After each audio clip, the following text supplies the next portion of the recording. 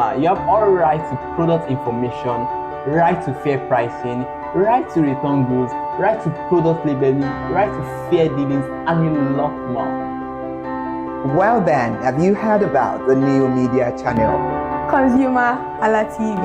ConsumerHallaTV. ConsumerHallaTV. At ConsumerHallaTV, our goal is to inform and educate consumers in Nigeria with insightful news alongside development within the fast-paced world of consumers through well-researched, specialized, and analytical content. Our vision at ConsumerHallaTV is to create an engaging platform that provides right connections for meaningful brands in Nigeria, thus creating a more caring world for consumers where business thrive. And guess what? Our ConsumerHalla brand is the first consumer complaint resolution portal in Nigeria, powered by a 72-hour feedback mechanism. We offer consumer advocacy, informative talk shows, branding promotions, advertising, and lots more. Connect with us via our YouTube channel at ConsumerHallaTV. Follow us on our Facebook page, ConsumerHallaTV, our Instagram page, ConsumerHallaTV, and do well to subscribe to our YouTube channel. Subscription is free. ConsumerHallaTV.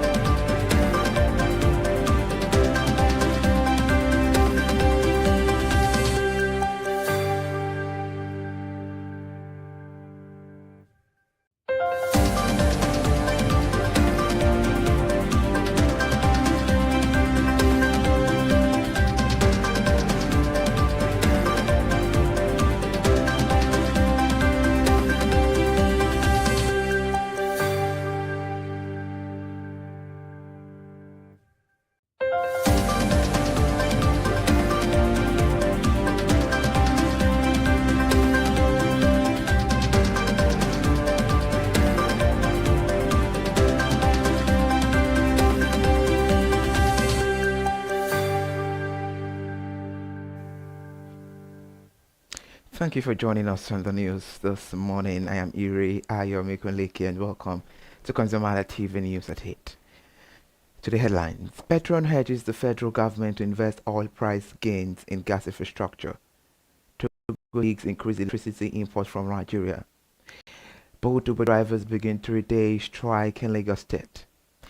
We start the news now. The Petroleum Product Retail Outlet Owners Association of Nigeria has urged the federal government to channel gains from the current surge in global oil prices into investment in Nigeria's gas infrastructure. Dr. Billy Gilzari, national president of Petron, said this in an interview with the news agency of Nigeria yesterday while reacting to the implications of the Middle East crisis and rising oil prices for Nigeria.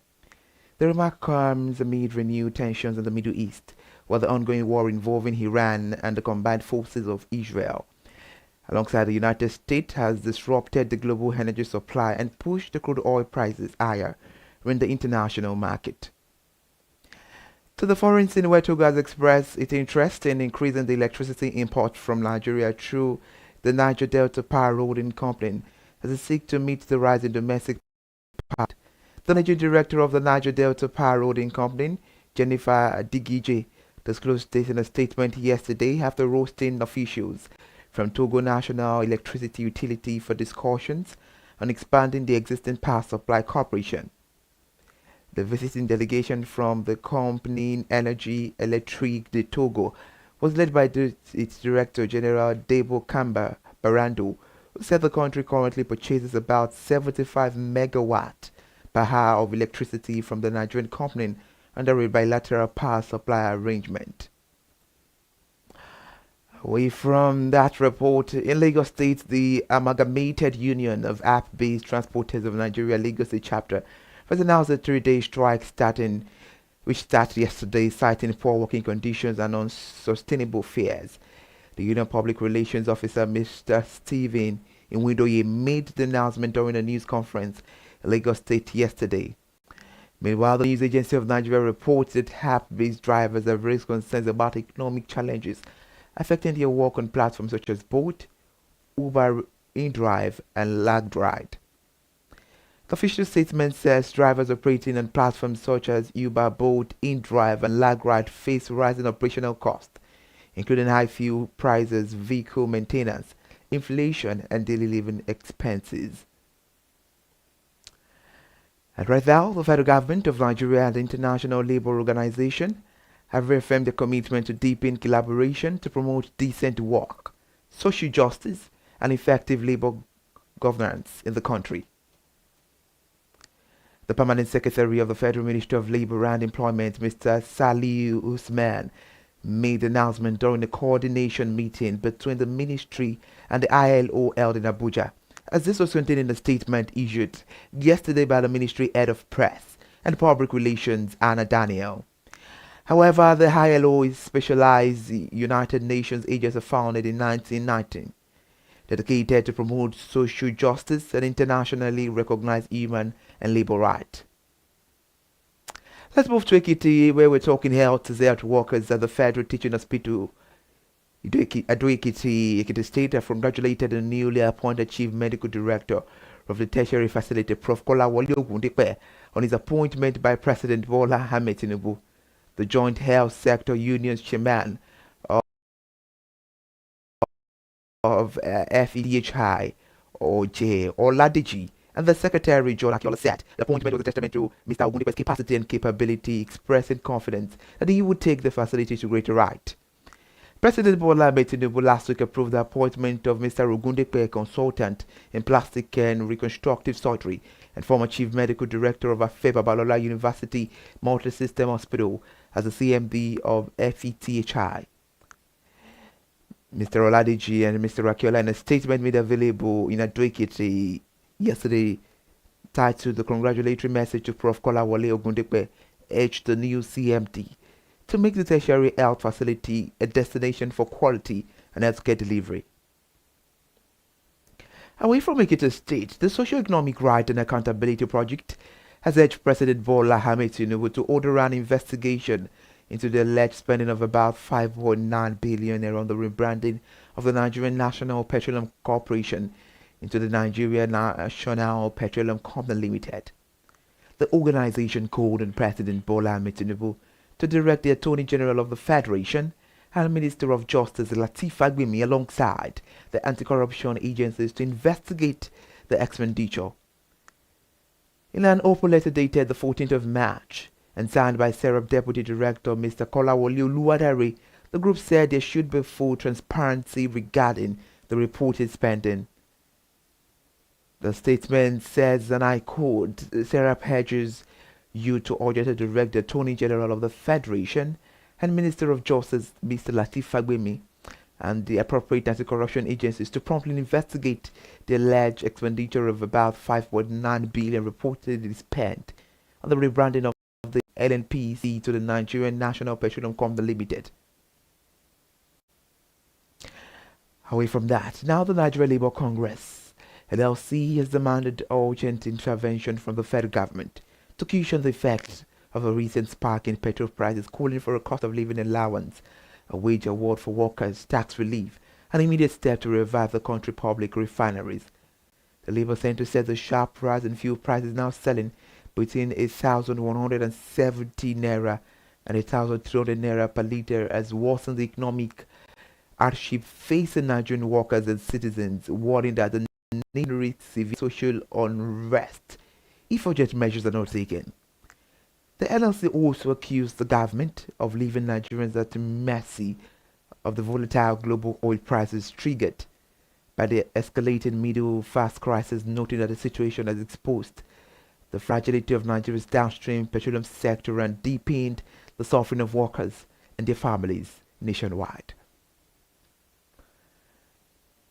And now let's move to the foreign scene, where Japan said it was beginning the release of the strategic oil reserves after the International Energy Agency indicated earlier that the release would begin in Asia before other regions. The IEA members agreed on the 11th of March to tap oil stockpiles to cushion the surge in prices caused by far the largest ever response of its kind. Japan, which depends on the Middle East for 95% of its oil imports, said to Monday the notice in its official government that the level of oil reserves of the country is beginning to be lowered.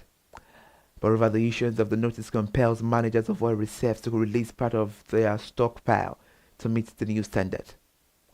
Many Japanese, however, media interpreted the notice as confirmation, as the release had already begun.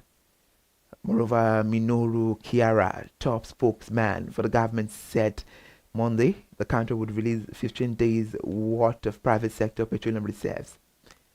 And Japan's strategic oil reserves are among the world's largest and stood at more than 400 million barrels as of December. After the foreign scene, Nigeria has reaffirmed its commitment to advancing the gender equality on the global stage as the Federal Ministry of Women Affairs and Social Development convened the second edition of the Nigerian Women's Day celebration.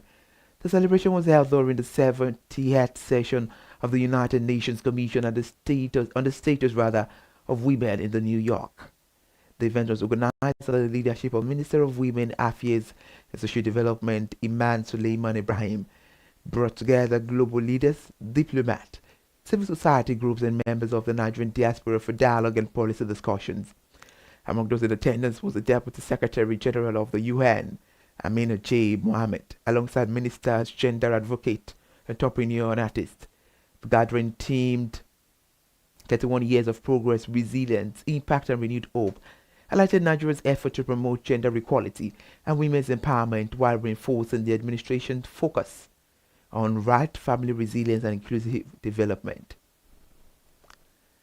To end the news this morning, thousands of higher national diploma graduates from polytechnics across the country stranded more than in some cases years after graduation as they await mobilization for the National Youth Service Corps. Many of the graduates blamed administrative bottlenecks within their institutions and the limited mobilization quota allocated by the scheme. Findings by newsmen show that the prolonged delay has left many affected graduates unable to secure employment or advance their careers, while some graduates initially linked the problem to admissions documentation processed through the Joint Admissions and Matriculation Board. And the board, however, has clarified that it does not handle admissions into higher national diploma programs, shifting attention to institutional clearance processes and the NYC mobilization framework.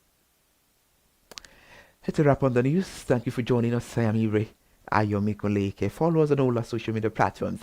Let's meet again by 10 for the latest news update.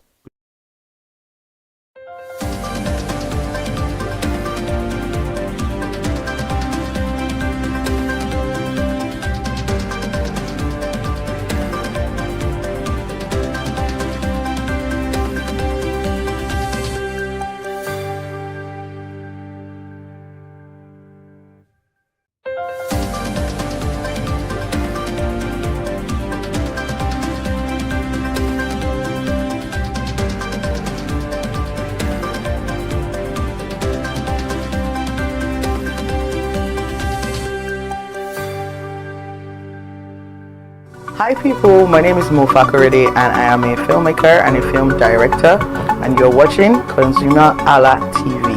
ConsumerHalla TV is everything consumer advocacy, consumer rights, everything that has to do with consumers.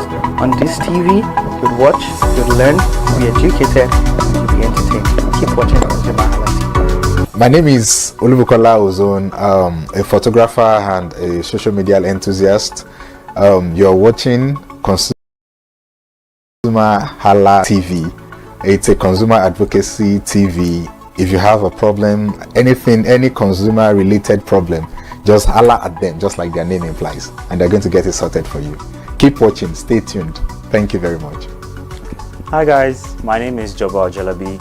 I'm a marketing communications professional. I currently lead marketing at Flash Change, a fintech startup. Keep watching ConsumerHalla TV, a consumer advocacy channel. Hello, my name is Sharon Rotimi. I'm an actor and I am on ConsumerHalla TV. Now, ConsumerHalla TV is a consumer advocacy channel. So if you have any issues, consumer-related issues with brands and services, you can reach out to them and they'll be sure to handle it or to cater to you. Thank you so much. Hi guys, my name is Iyebiye Adeton. I'm a film poster designer and illustrator. This is ConsumerHalla TV. It's a consumer advocacy channel. We show content on consumers-based news, entertainment, and all of that. So I want you guys to stay tuned to ConsumerHalla TV. My name is Anoluwapo Alao, a sales consultant for Star Times Nigeria. This is a ConsumerHalla TV, where they discuss anything consumer needs and get knowledge about anything about consumer. So keep watching it. Hi, my name is Adebola Ogushino. I'm a filmmaker and you're watching ConsumerHalla TV. Any consumer related issues, they've got you. Hi, my name is Stephen Olorunshisi. I'm a strategy and sales professional, currently working with Obey, and you're watching ConsumerHalla TV. I mean, this is one of the channels that you don't want to but stay on. Consumer advocacy, brand promotion, everything consumer, what you need to learn for your business to grow. This is a channel where you learn, where you express entertainment to, but it's good for businesses, for brands, and for an entrepreneur. If you want to know more about businesses, want to know more about brands, please stay watching. Alright, thank you so much, ConsumerHalla TV. Keep watching. Hello everyone, my name is Olanite Abidemi Adesina.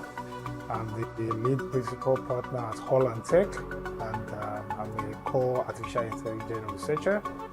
So I will advise everyone out there to remember that the only thing constant is change, and so we're in the era where you as a consumer, you have to adapt to that change, and that change is technology. And ConsumerHalla TV has come to showcase the need for technology in today's practice, as a consumer on one end and as a consumer stakeholder on the other end. Either you have a product you're pushing out there, ConsumerHalla TV is available for you to tell you the best approach to know on how to infuse technology to drive a product, and as a consumer, how to use technology to analyze the best product that will satisfy and give you the best of the team. So stay tuned, join us regularly, and keep getting the latest updates in the best service a consumer can get on our social media, Facebook, Instagram, YouTube, at ConsumerHallaTV. Thank you very much, and we always have you the best of information. Thank you. Hello everyone, my name is Oluwafemi Peter Aladele. I'm a medical laboratory scientist and the chairman for the Young Medical Laboratory Scientists Forum for Lagos State. Encouraging you to always be on this platform, the ConsumerHalla TV, for everything consumer related, where you get information about the market, about brands, and all things around that. I promise you it's very engaging, very enlightening. Knowledge is power. Stay connected on all social media platforms, and trust me, you won't want to miss it. My name is Dr. Anjibade, Media and Insight Manager at Rice Representative, and I'm on ConsumerHalla TV. And I want you to be watching this TV because this is a consumer advocacy TV. Anything have to do with consumers, anything have to do with your complaints, any issues that you have, concern anything, this is a platform that you can come to actually air your opinion. And you can follow them on all social media platforms, and also on YouTube. ConsumerHalla TV, the best channel for you. Hey, hello, this is Alex Afolalu. I'm a property lawyer in Nigeria, and you're watching ConsumerHalla TV. If you are having any consumer rights issues or your consumer rights have actually been violated, always make effort to reach out to ConsumerHalla TV. They are go-to person. They're actually going to help you. They're going to connect you with the right channel to actually help you solve any consumer violation issues or problems you are actually having. So ConsumerHalla TV is the name. Hello, good day. My name is Tunde Balogun. I'm the lead pastor at the Kingsborough Church in London. And you're watching ConsumerHalla TV, which is a new initiation into the TV industry in Nigeria, the first of its kind in Nigeria. And I know that it's going to bring value and quality into the service industry. ConsumerHalla TV is here to offer value to service industry and to give a voice to consumers, bring awareness to the brand industry, and also bring education to what it is to have quality for what you paid for. I know that through ConsumerHalla TV, you are going to be able to get what you have paid for quality-wise and also give a voice to you in wherever it is that you do. I am here to support and give a shout out to say that keep watching ConsumerHalla TV and we'll have a better quality for value in Nigeria and in the global space. Please continue to watch ConsumerHalla TV because it is here to make things work better for you. It is on this note that I would like to say a big congratulations to the chairman and CEO of ConsumerHalla TV, Pastor Tunde Olufowora, and all the staffs of this great organization. Thank you for what you do. You are making things happen for us, and I pray that God bless you. Thank you. Hello, my name is Toyin Balogun. I'm here to give a shout out to ConsumerHalla TV, #1 platform helping you to shop smart, spend wisely, and live better. Anytime you have any kind of issues with your shopping, or you want to know a very honest review, please contact ConsumerHalla TV, here to help you. And please join the community where we can all make life easy and better for all of us. Hey there, do you know in the world today, everyone is a consumer. And as consumers, we all have the right to be heard. In Nigeria today, as a consumer, you have all right to product information, right to fair pricing, right to return goods, right to product labeling, right to fair dealings, and a lot more. Well then, have you heard about the new media channel? ConsumerHalla TV. ConsumerHalla TV. ConsumerHalla TV. At ConsumerHalla TV, our goal is to inform and educate consumers in Nigeria with insightful news alongside development within the fast-paced world of consumers through well-researched, specialized, and analytical content. Our vision at ConsumerHalla TV is to create an engaging platform that provides right connections for meaningful brands in Nigeria, thus creating a more caring world for consumers where business thrive. And guess what? Our ConsumerHalla brand is the first consumer complaint resolution portal in Nigeria, powered by a 72-hour feedback mechanism We offer consumer advocacy, informative talk shows, branding promotions, advertising, and lots more. Connect with us via our YouTube channel at ConsumerHallaTV. Follow us on our Facebook page, ConsumerHallaTV, our Instagram page, ConsumerHallaTV, and do well to subscribe to our YouTube channel. Subscription is free, ConsumerHallaTV. At ConsumerHallaTV, you deserve to be heard. At ConsumerHallaTV, you deserve to be heard.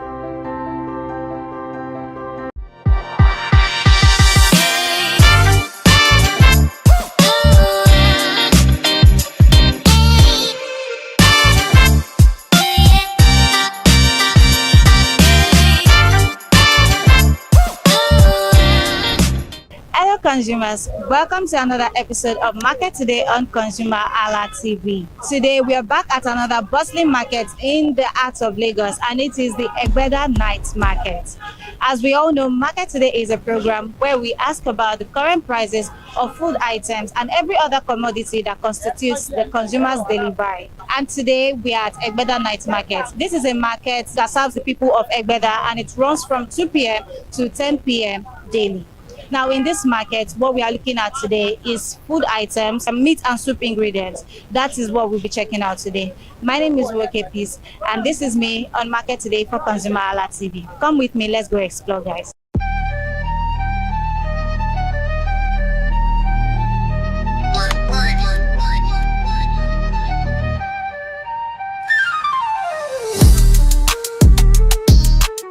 Hello, good morning, sir. Morning. How are you today? Fine. Okay, so can you tell me your name, please? Rashid. Okay, Mr. Rashid, what do you sell in Egbeda Market? Meat. Okay, you're a butcher. Yes. Okay, so Mr. Rashid, can you tell me how you sell the meat that you have available for now? Báwo lẹ ṣe máa ń ta àwọn ẹran tẹ́ ní báyìí? Ọlọ́run ló ń bá wa tà, nísìnyí ẹran ti wọ́n gan. Ó ti wọ́n gan. Ọlọ́run nìkan ló ń bá wa tà. Ẹran ti wọ́n gan báyìí. Okay, so if someone wants to buy from you, tí yàn bá fẹ́ rà lọ́wọ́ yín báyìí, báwo ni ẹ ṣe tà fẹ́ nìyẹn? Ṣé ó ní oye tó jẹ́ ni àbó oye tẹ́nìyẹn bá sọ pé òun fẹ́ rà lẹ máa tà? Ó ti ní iye tó jẹ́. Ó ní iye tó jẹ́. So walk me through how much you sell. Báwo lẹ ṣe ń tà? Èwo ni? Bí irú ilé báyìí nìsín. Yes. Ilé nìsín. A lè ta 10,000. Ilé báyìí 10,000 naira. Yes. Wow. Ilé 5,000. Wow. But if we look at it very well, ilé kan fi style gun ju ilé. Ilé àfẹ́ ilé tí n bá pín sí méjì àfẹ́. Àfẹ́ ni. Yes. Okay. So what is the most affordable price of meat tí yàn lè rà ń bí báyìí that we can get here? Èwo ló cheap jù? Oye wo ló cheap jù tí yàn lè rà lọ́wọ́ yín bí báyìí? Too cheap jù. Yes. A lè gbé 2,000 fún. 2,000 naira. Yes. Okay. So Mr. Rashid, how long have you been selling meat in Egbeda Market? It will be 25 years. 25 years. So where do you buy from? How do you buy? Bulletin ra ṣe máa ń gbé ẹran olódìdí ní abẹ́kọ̀lọ́ máa rà ní ibi tí wọ́n ti ń gé ta. A máa ń lọ ra mi tán ti ń tà. So if you want to buy, like how much do you buy? I buy like 250, 300. 250,000. One leg. One leg. Yes. That's It's not gone. Yeah. Okay. Okay. So you said you've been here for like 25 years. So if we look back based on when you started, comparing it to now, ìgbà tẹ́ bẹ̀rẹ̀ sí báyìí, would you say that there's a difference in prices? There's a difference in how you sell and how you buy. Ṣé yàtọ̀ wà ní? Ṣé ó ga sókè àbí ó wà normal? Ṣé bóyá yẹn price? Yes. Ìgbà yẹn ó lẹ̀sìn nísìnyí ó ti lọ sókè gan. Gan ó ti wọ́n gan lọ́wọ́ yìí gan. So how is it different? Iṣẹ́ táwa kọ́ ni, ṣé o ti màálù yàtọ̀ sí màálù? Iṣẹ́ tá a kọ́ ni, ẹlòmíà fẹ́ ṣe ìnáwó, a lóun ra màálù 500, òun ra màálù 700, òun ra màálù 80, kò ń ṣerú màálù táwa ń tà. Tẹ́ bá wojú ẹran ní ìta ló máa kọjá nígbà tó máa ní ẹran òníwọ̀n oúnjẹ. Ó wá kéré jù àrírú èrè màálù táwa ń pa, ó kéré jù wípé àfẹ́ ṣiṣẹ́ à ń pa màálù 1.5 ẹyọ kan. Ṣé o ti pé a fẹ́ ra màálù kékeré nìyẹn 1.5 falápàtà, but nípa fẹ́ ra màálù ńlá pé màálù yẹn tún yọrí dé àárọ̀ ní 2.3 point bóyá lọ sókè yẹn apá ẹran kan lásán táwọn fẹ́ rà àárọ̀ ní 600 apá kan tẹ́lómi máa ń rò wá pé òun ra odidi màálù 600 500 700 apá kan àárọ̀ ní 600 àárọ̀ ní 700 tó bá dàbí lọ kọ́ wá sí àbájọ àgègè kọ́ wá wádìí kọ́ wá béèrè kọ́ wá nà Agege abattoir Agege letting.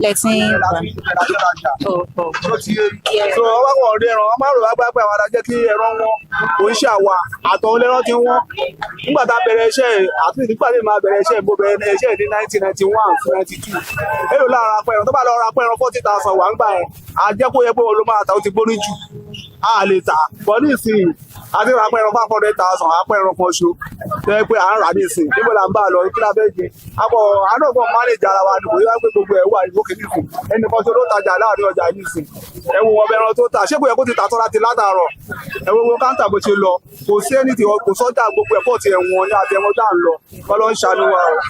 Please, what's your name? My name is Bello Suraj. Okay, thank you, Mr. Bello. All right. Okay, so one last question for you.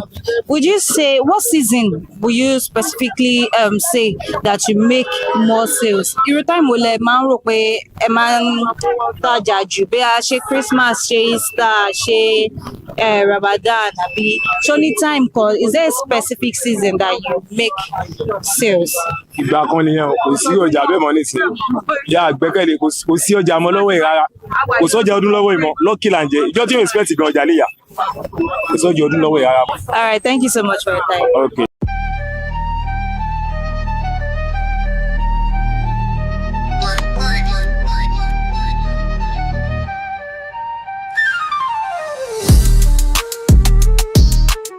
Good morning, ma.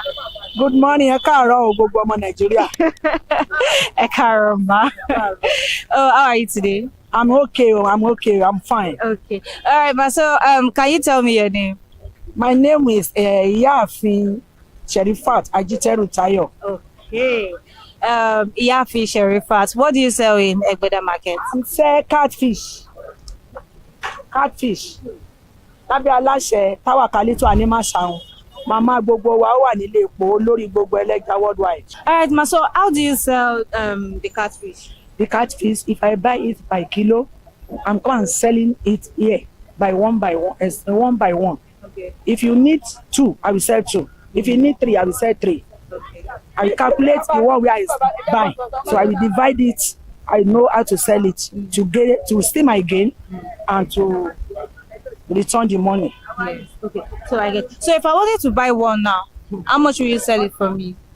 Starting from 2,500, 3,000, 3,500, and so on. 2,500, 3,000. 5,000 a day. 5,000 a day. Yeah. So it depends on the one. Yeah. Depends as big. Yes. As big. As big as it is. Yeah. Yes. Okay. So how long have you been in this business?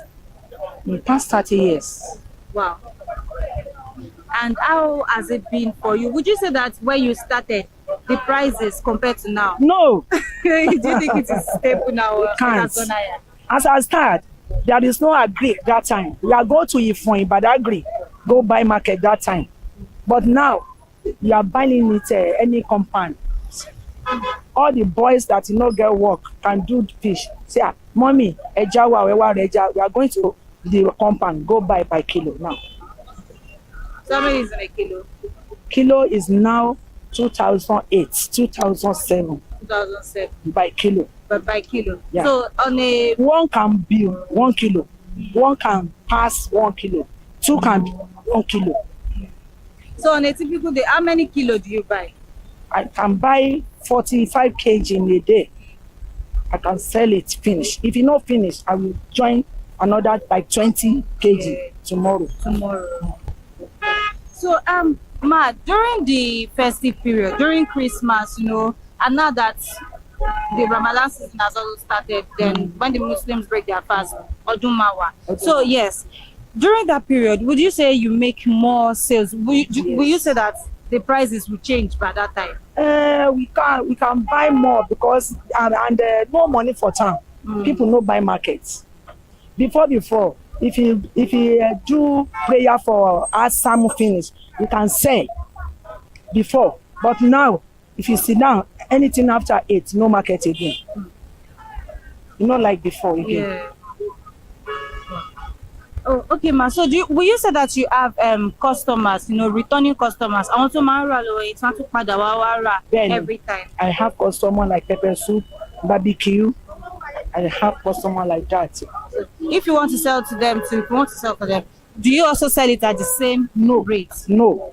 If I want 3-5 here, I can give her 320, 330 for them to see some change. Some change. Oh, okay.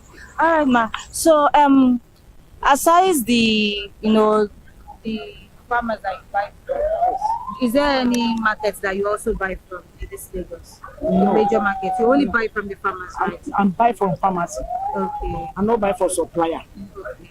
I'm going farmer, buy my own income. And you come back. And that's been sustainable for you. So what do you think your customers are saying right now about the prices of catfish? From my side? Yes. Do you think they are okay with the price? They are okay. They are okay because with if it's about our All right, ma. Thank you so much for your time. You are welcome.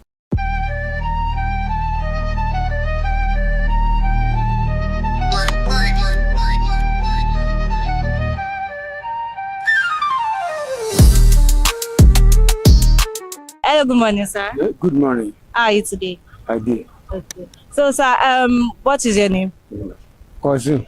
Okay. Cousin. Okay, Mr. Cousin, what do you sell in Egbeda Night Market? Kí lẹ ń tà ní Egbeda Night Market? Pomo. Pomo lẹ ń tà. Yes.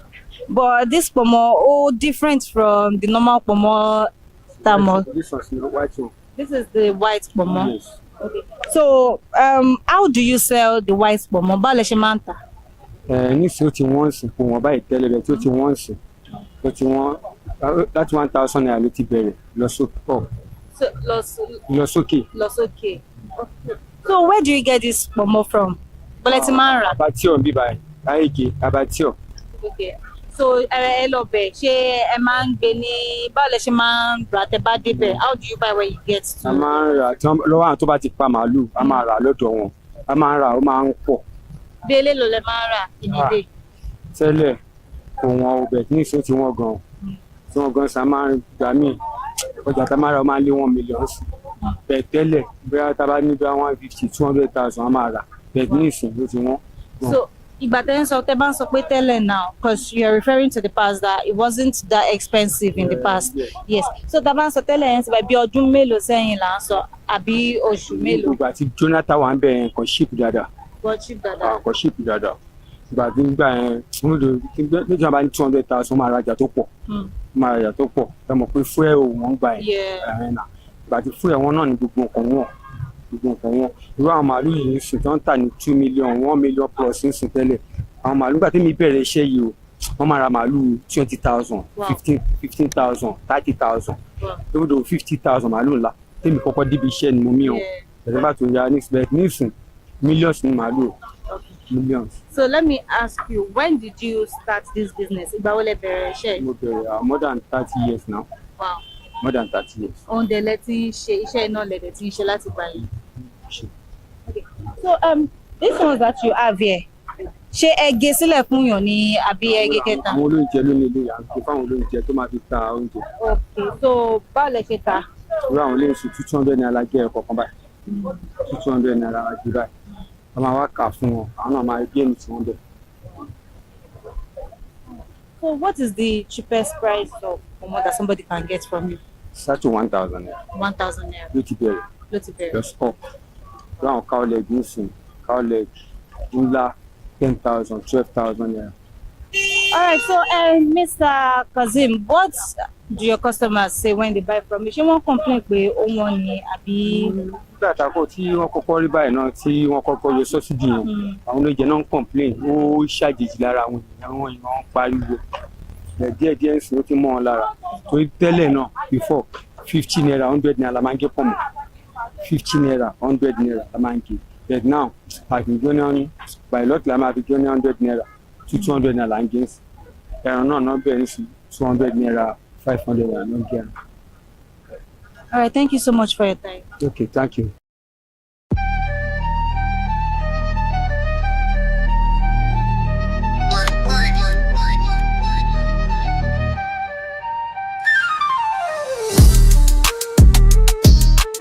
Hello, good morning, sir. Good morning, ma. How are you today?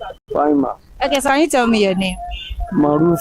Okay, Mr. Maruf, what do you sell in Egbeda Night Market? Goat meat. Goat meat. Yes.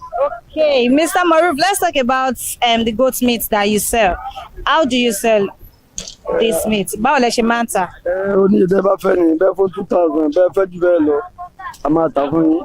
So ní èyí tó jẹ́ pé oye báyìí yóò kọ̀ jẹ́ lórí ìgbà. Èyí tán yẹn 10,000. Ìtàn 15,000. Láti máa ń tà nìyẹn. Ṣé lè fọwọ́ kan fún wa? Can you touch it? Let's see. Okay. So this is how much? 10,000 naira. 10,000 naira. Yeah. Okay. Which other one? 8,000. What part is this? Neck. And chest. And chest. Yeah. This 10,000. Yeah, no, 8,000. 8,000 naira. Yeah. Okay, so elolele. Ekwan. What's this? Ekwan, block Yes. How much is this? 2,500. So people buy this part? Yes. Wow. People like our way. Wow. Okay, so Mr. Maruf, èló ni ẹran wo ló kéré jù tí wọ́n lè rà lọ́wọ́ yín bí? What is the cheapest amount of 2,000 naira. 2,000 naira. 2,000 naira. Yes. Oye tẹ́lẹ̀ ta tó kéré jù. Then.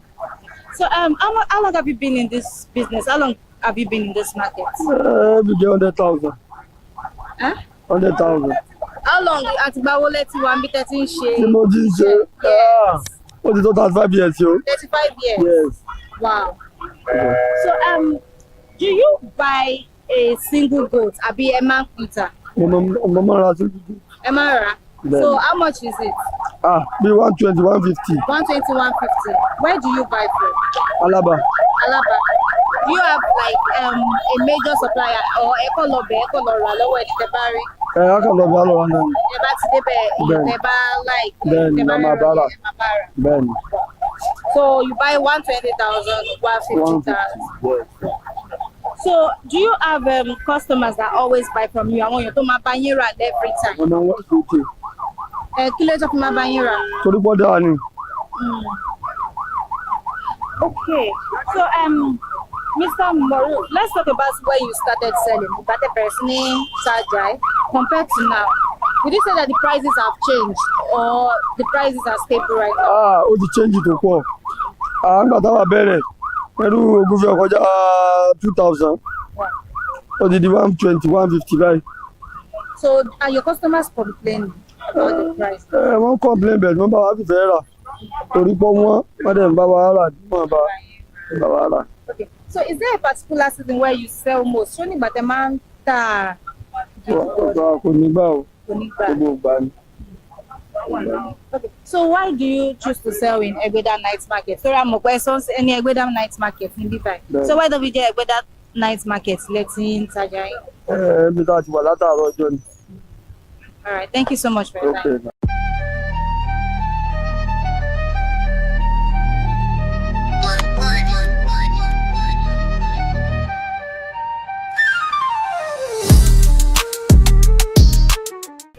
Hello, good morning, ma. Good morning, ma.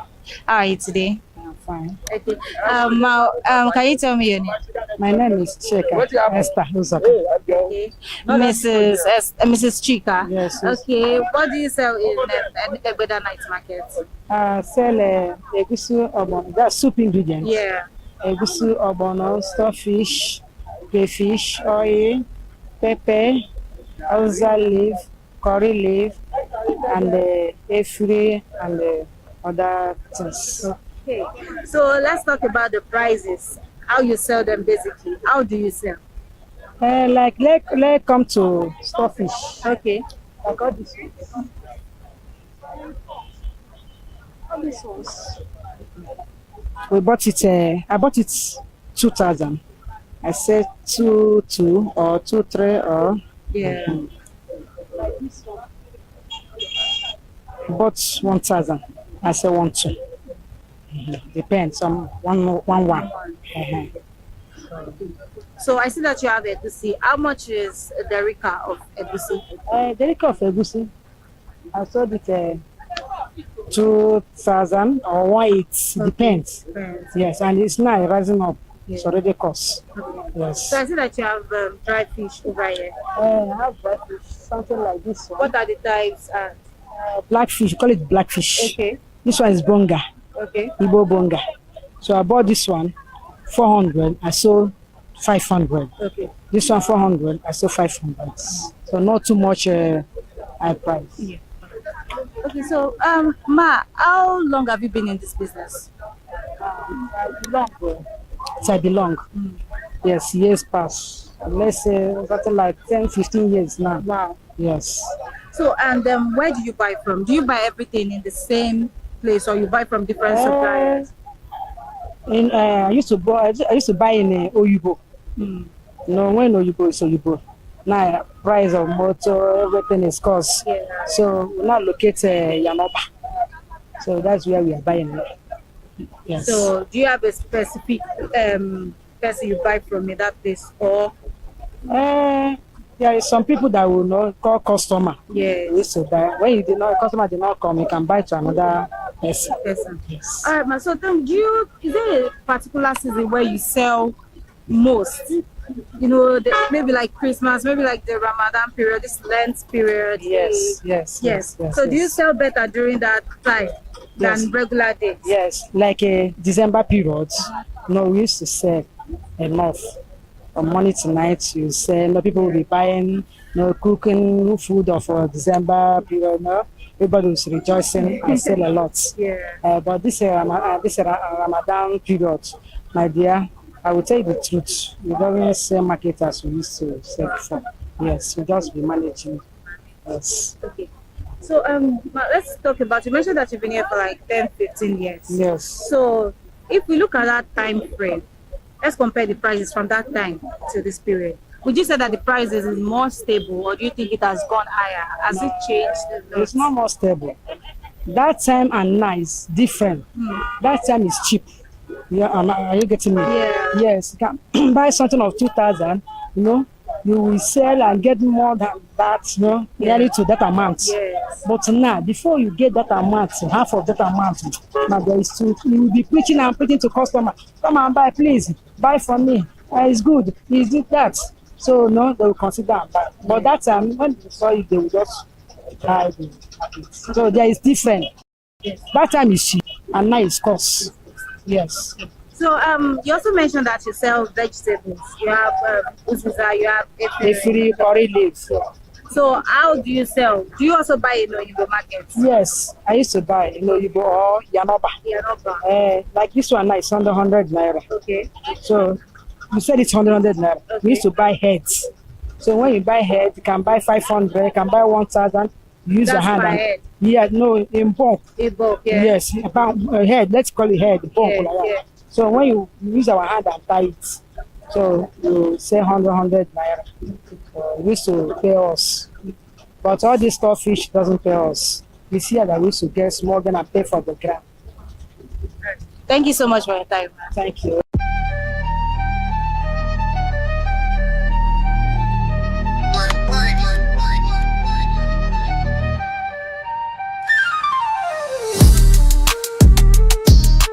Hello, good morning, ma. Good morning, ma. How are you today? Fine. Alright, ma, can you tell me your name? Taiwo. Okay. Mrs. Taiwo, what do you sell in Egboda Night Market? Vegetable market, Ewedu. So, as of Miru, vegetable tell me the types of vegetable you sell. I got shoko, again vegetable, Ewedu. Okay. So, how do you sell them? Baleshe manta. 200. Okay. So, which one is this one? Tete, green leaf. Okay. Èló ni baleshe ta? 200. 200. Ewedu yẹn ńkọ́? 200. 200. Ṣọkọ náà 200. Yes. Okay, so ibo lẹ ti máa ń ra ọjà yìí? Yanoba. Yanoba. Baleshe máa ń rà? Bunch. Yeah, 3,000. One bunch. Yeah. So in a day, like how many bunch do you buy? Like 5 bunch, 10. How long have you been in this business? I don't tell. My mommy said it before, not me. So you can't inherit her? Yeah. Yes. Okay. So and how has it been for you? Báwo lọjà náà ṣe rí láti gbàdé ẹ ti bẹ̀rẹ̀? Ẹ ti gbà lọ́wọ́ mọ́mì yìí. Kò dàbí ti tẹ́lẹ̀ àmọ́ Before my mommy said it's good. And now everything don't change. And So she MOT mommy man rapa punch nígbà yẹn. yeah. Do you have an idea how much she? Well, I go buy 1 point 500 before, and before my mommy said 500, 700. And now everything don't cost now. Emo pé ọjà vegetable, it's an everyday market. Yeah. Okay, it's an everyday market. So ṣé àwọn èèyàn báwo ló ṣe máa ń tà sí ní ojoojúmọ́, báwo ló ṣe jẹ́ fún yín tẹ́ ṣe máa ń tà lójoojúmọ́? Ṣé ajé ṣọ́jà máa ń wá? Ọjà máa ń wá ìgbà míì ó dà máa tutù. So ṣé ó ní period kankan tẹ́ máa ń sábà ń tà jù, like maybe Christmas, Ramadan, Lent? For New Year and Christmas, during the seasonal period, you make more sales. Yeah. Okay. Do you have returning customers? Our customer to my every time. I get customer, but don't know me yet. Yeah. Okay. All right. Thank you so much for your time. Thank you.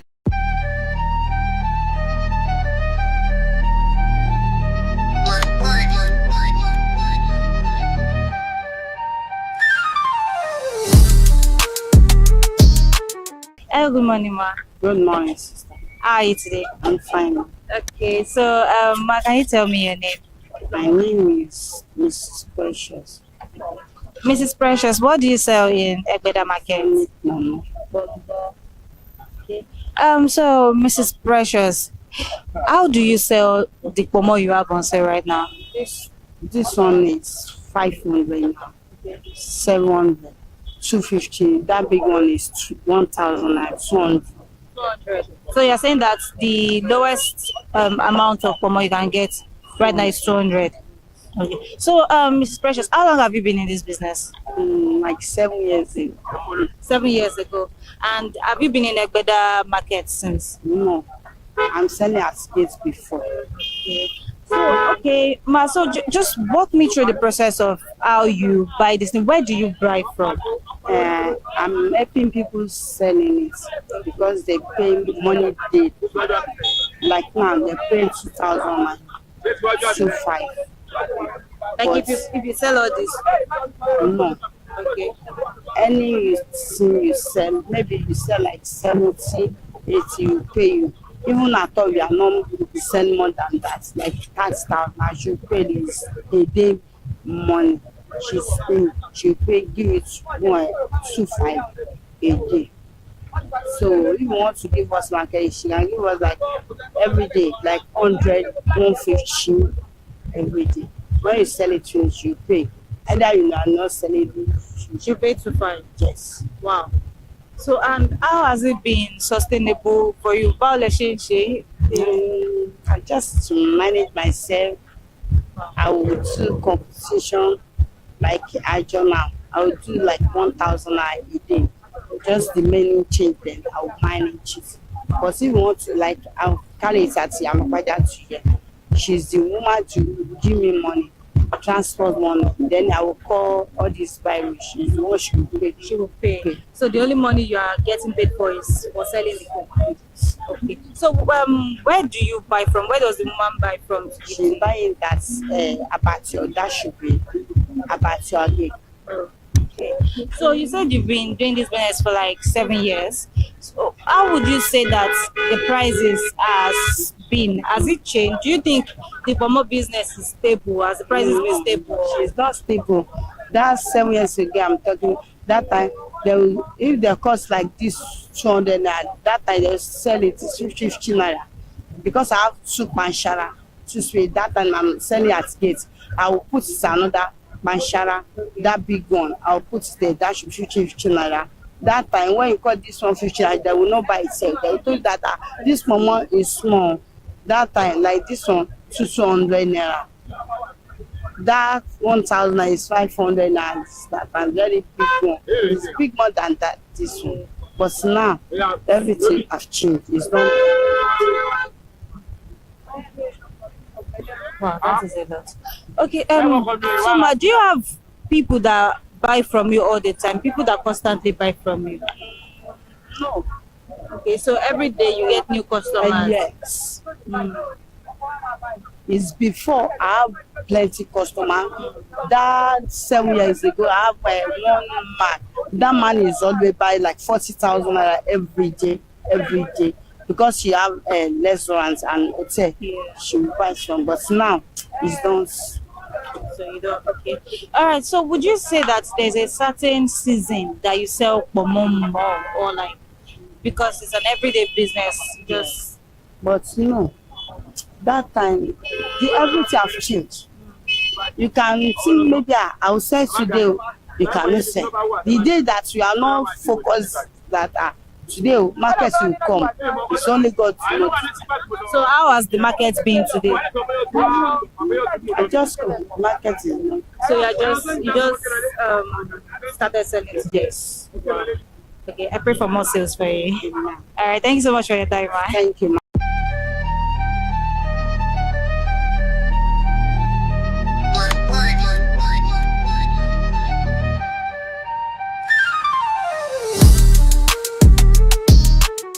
Hello consumers, we have toured Egweda Night Market and we have seen what soup ingredients you can get in this market. Now all that is left is for you to come and shop based on your budget and the quantity that you want. It is not over, but until the next episode, you can catch us on ConsumerHalla TV on Twitter, Instagram, Facebook, and TikTok. My name is Woke Peace, and this is me on Market Today for ConsumerHalla TV. Until the next episode, bye for now.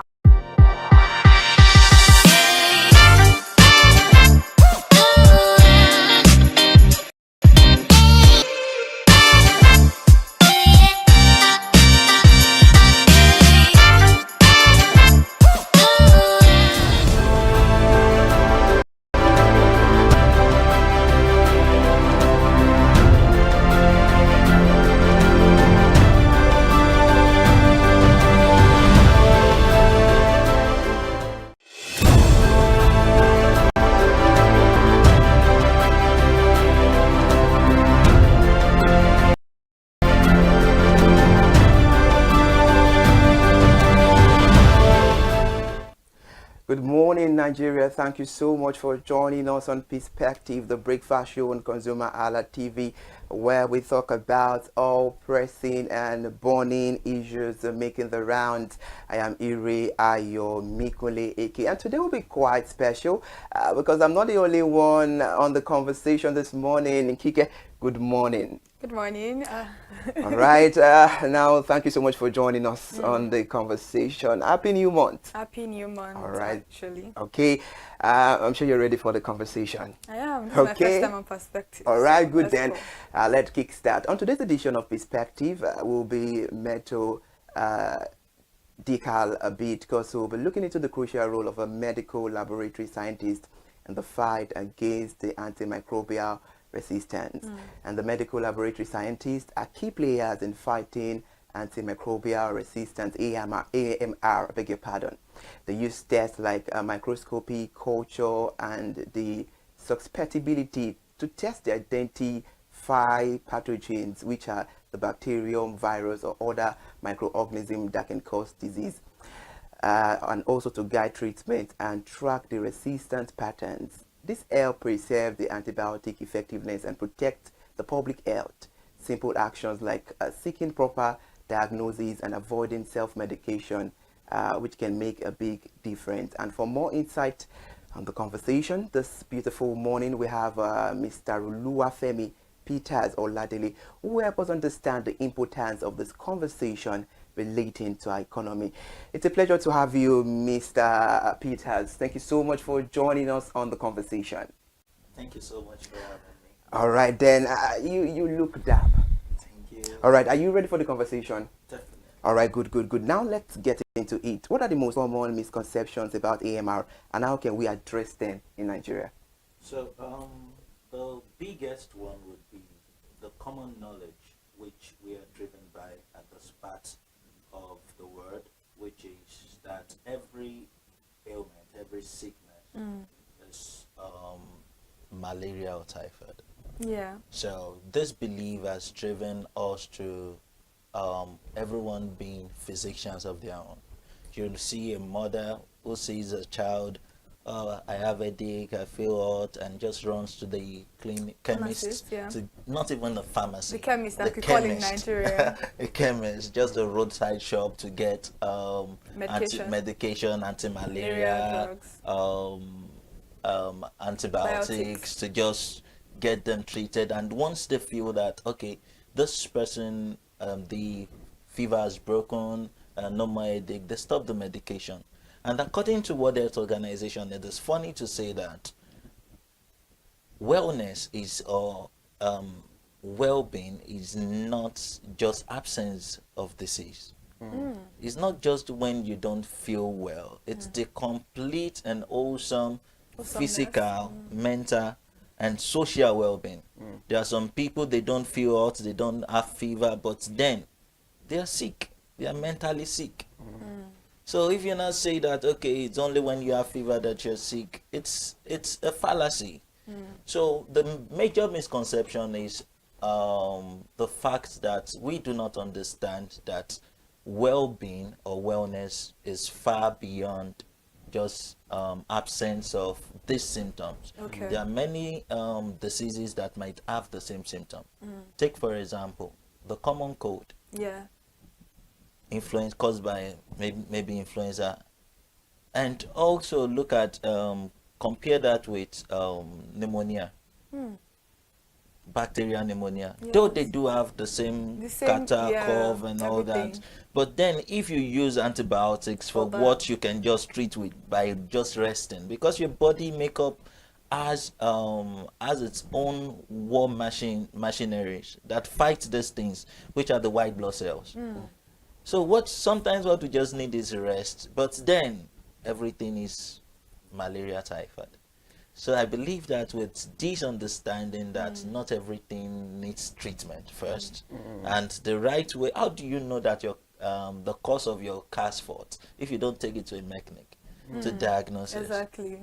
So we just see ourselves just doing things just because we feel like it. I think we even take care of our cars more than we take care of ourselves, because we all know that you cannot just open your bonnet and start, going through it. But when it comes to our body, ourselves, which is actually the engine of life, we don't get to take care of it as much as we do other things in life. But before we continue on the conversation this morning, I want to actually understand what AMR is. What is antimicrobial resistance? What causes them? And the fact that many Nigerians may be familiar of, there is something that causes this particular thing, but they don't know what it is and how they can avoid it. Okay. In simple terms, let's take, for example, someone comes to you and gives you a slap through this door. The next day, the person comes through this door and gives you the same slap. The third day, the person comes through this door and gives you the same slap. What would be your response? You might want to close the door to prevent that kind of assault. So antimicrobial resistance, in simple terms, is when the drug, which is the antibiotics, we use for bacteria, because antibiotics is for bacteria. Okay. So when you use antibiotics for a viral infection, it won't work. So antimicrobial resistance is this: the bacteria that does antibiotics are supposed to kill, they grow resistant. They create some kind of shell wall against the antibiotics that is being used. Okay. So that is the simple concept of what antimicrobial resistance is. So that is how this happens. So the general knowledge is this. We've seen that, you see people say that, okay, staph aureus, if you have this thing, staph aureus, you hear that this thing very commonly. And then when you see someone with maybe UTI, when you see someone with, maybe some people even STIs. I've seen a lady when I was doing my service. She just she told me that she was having some kind of feeling, and she brought out an antibiotics, just the one that she's been using before, and she just takes one or two, and she sees that she's feeling better. She leaves it. Yeah, they continue the medication. Yeah, they don't finish the medication. But then the thing is this: when you use antibiotics as prophylaxis, That is, you use it as a preventive measure. Or you continue continuously use it. Yes, it creates some kind of the bacteria. It kills some of them, while it immunizes some of them. Okay, it empowers them, so that when you use that drug subsequently, it won't work for that. For the one what you're targeting it for anymore. Yeah. So I get that. That means that it's in common terms, it has killed all the good bacteria that's supposed to protect you when you're using the particular drug. Yes, there is that. There is that. Okay. And there is the fact that when you're supposed to use, this is how it works. When you use a medication, it goes through processes. Okay. Your liver breaks it down, releases the active part of that drug into your system, and then it is transported to that target cell where it's needed. Okay. So what happens is that when you use that drug, and there's something we call bioavailability of the drug. So when you use that drug, it kills some of them, and that is why, and when it gets to a point, the availability of that drug in the system reduces. Okay. Which is why some people will tell you use this drug twice in a day. Oh, use once Because a day. yes, Okay. yes. So because it is believed that after like 9 hours or 12 hours, the concentration of that drug has reduced. Okay. So you need to replenish it. Okay. So that the effect of the drug would continue. And that is why they tell you that, okay, use this for 5 days. Exactly, in limited time, not stay on it for the rest of your life. So use this for 5 days, but then you see people say after 2 days they feel well And they stop it. Yeah, especially with malaria drugs. Nigerians, we do that a lot. All right, interesting. Mr. Oluwafemi, I love those analyses. They are LD and they are sharp. Now, let's look into this. How can the medical laboratory scientists collaborate with healthcare professionals to optimize antibiotic use and reduce AMR? Well, that's a very lovely question.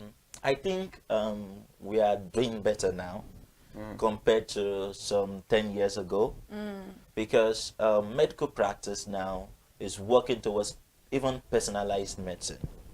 And what do I mean by that? We've come to understand the importance of collaboration in the healthcare space, in the medical space, where we see the importance of the doctor, with the importance of the pharmacist, the importance of the nurse, the importance of the medical laboratory scientist. Okay. Some years ago, we do not have that. I could remember when during my training as a medical laboratory scientist, I went to a doctor in our clinic then, and I told him that, see, I've done tests and I've seen that I have malaria. And the guy was like, who told you that? It's only it's testing that will tell you that you have malaria. I was like, what are you even saying? The only way you can confirm if you have an ailment is when you go through testing. And now, because you want to prove some kind of superiority complex, you're trying to talk me down.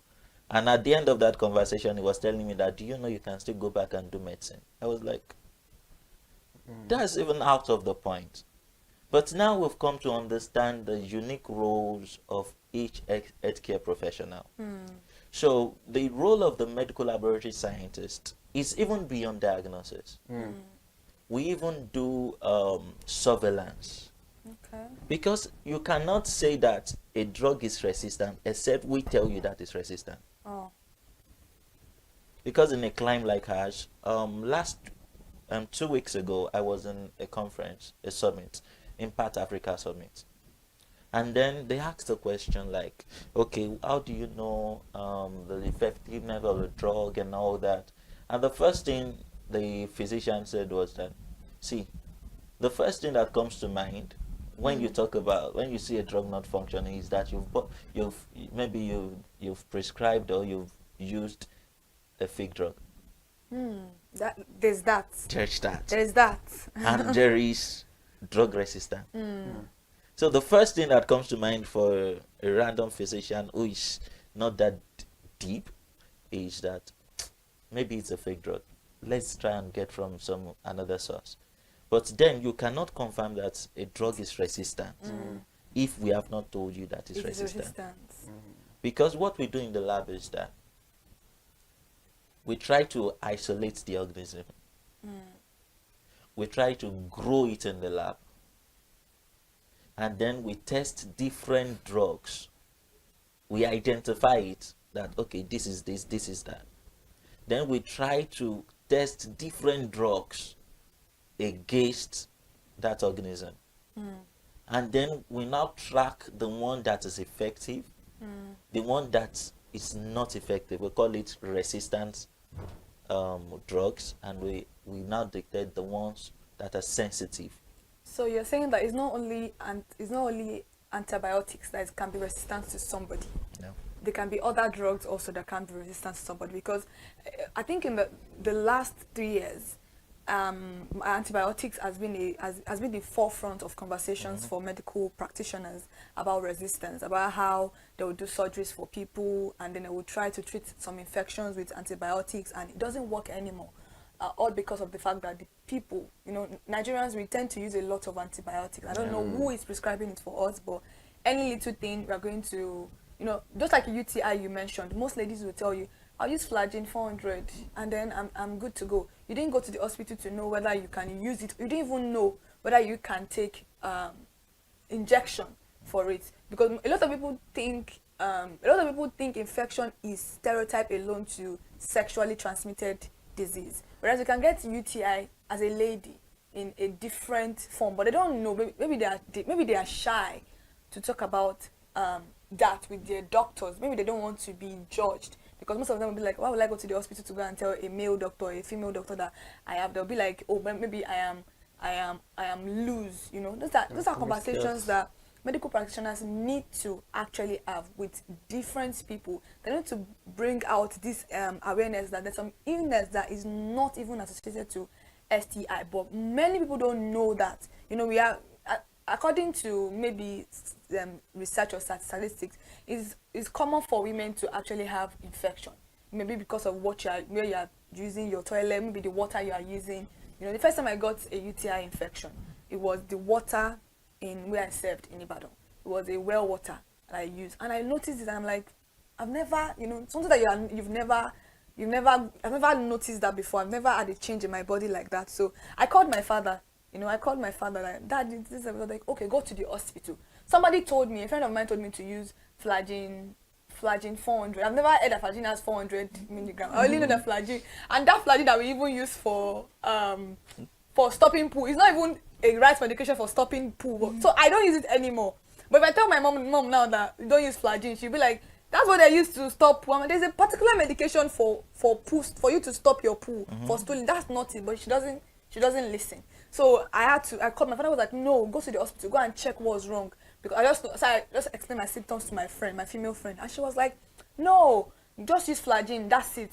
So maybe she has gotten it a lot of time, because that was the first time I was getting it. So I had to go to the hospital, and when I got, they were like, oh, buy a grapefruit or a grape wine, make sure you finish the whole bottle, and just come for 2 days medication, 2 days injection. And I went, and in that 2 days that was, and when I told her, I was like, are you sure it's gone? Because I treat mine sometimes for like 2 weeks. And I'm like, you can see the difference of someone that went to the hospital. And the doctor even explained to me that sometimes if you take a lot of grape, or what they call it, this grape juice, it tends to help your bladder release more, because you are forcing your pee, it's not coming out. But then your bladder is full, but because of the fact that you have a little bit of obstruction, that is the reason why. So just make sure you always take grape fruit, or I can't remember the name of but it tastes like grape. But I remember I took that Eva wine or something, that red one. That's what he recommended for. And I don't think he even gave me any medication.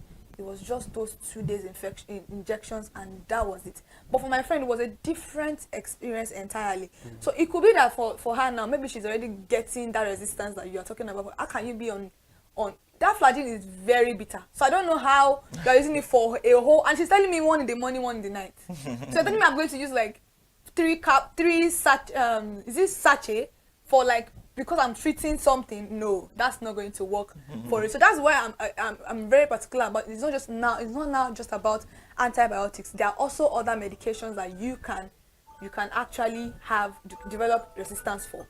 Yes, there are actually other resistance is resistant. It can be to a viral drug, it can be to many kind of medications, any kind. But the most common one has been antibiotics. Biotics. Okay, because that's what is very common. That is the most common one.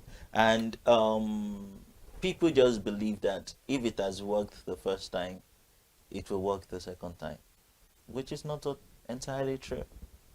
The body has, take for example the UTI. The body has good microorganisms that actually protect you. But then when you use antibiotics indiscriminately, you kill them. Those are the good bacteria I was talking about. Yeah. Okay. So you kill them, and then you allow for these bad microorganisms to be playing ball. All right, interesting. Mr. Olafemi, while making your analysis the other time, you made mention of the role of the laboratory and you made mention of surveillance. Now, let me ask you, can you please elaborate on the role of surveillance in tracking resistant patterns and informing public health policies? So, like I said the other time, we've had a lot of policies around antimicrobial resistance, which has helped also in preserving and protecting higher burden on our healthcare system. Because currently, you will talk about brain drain.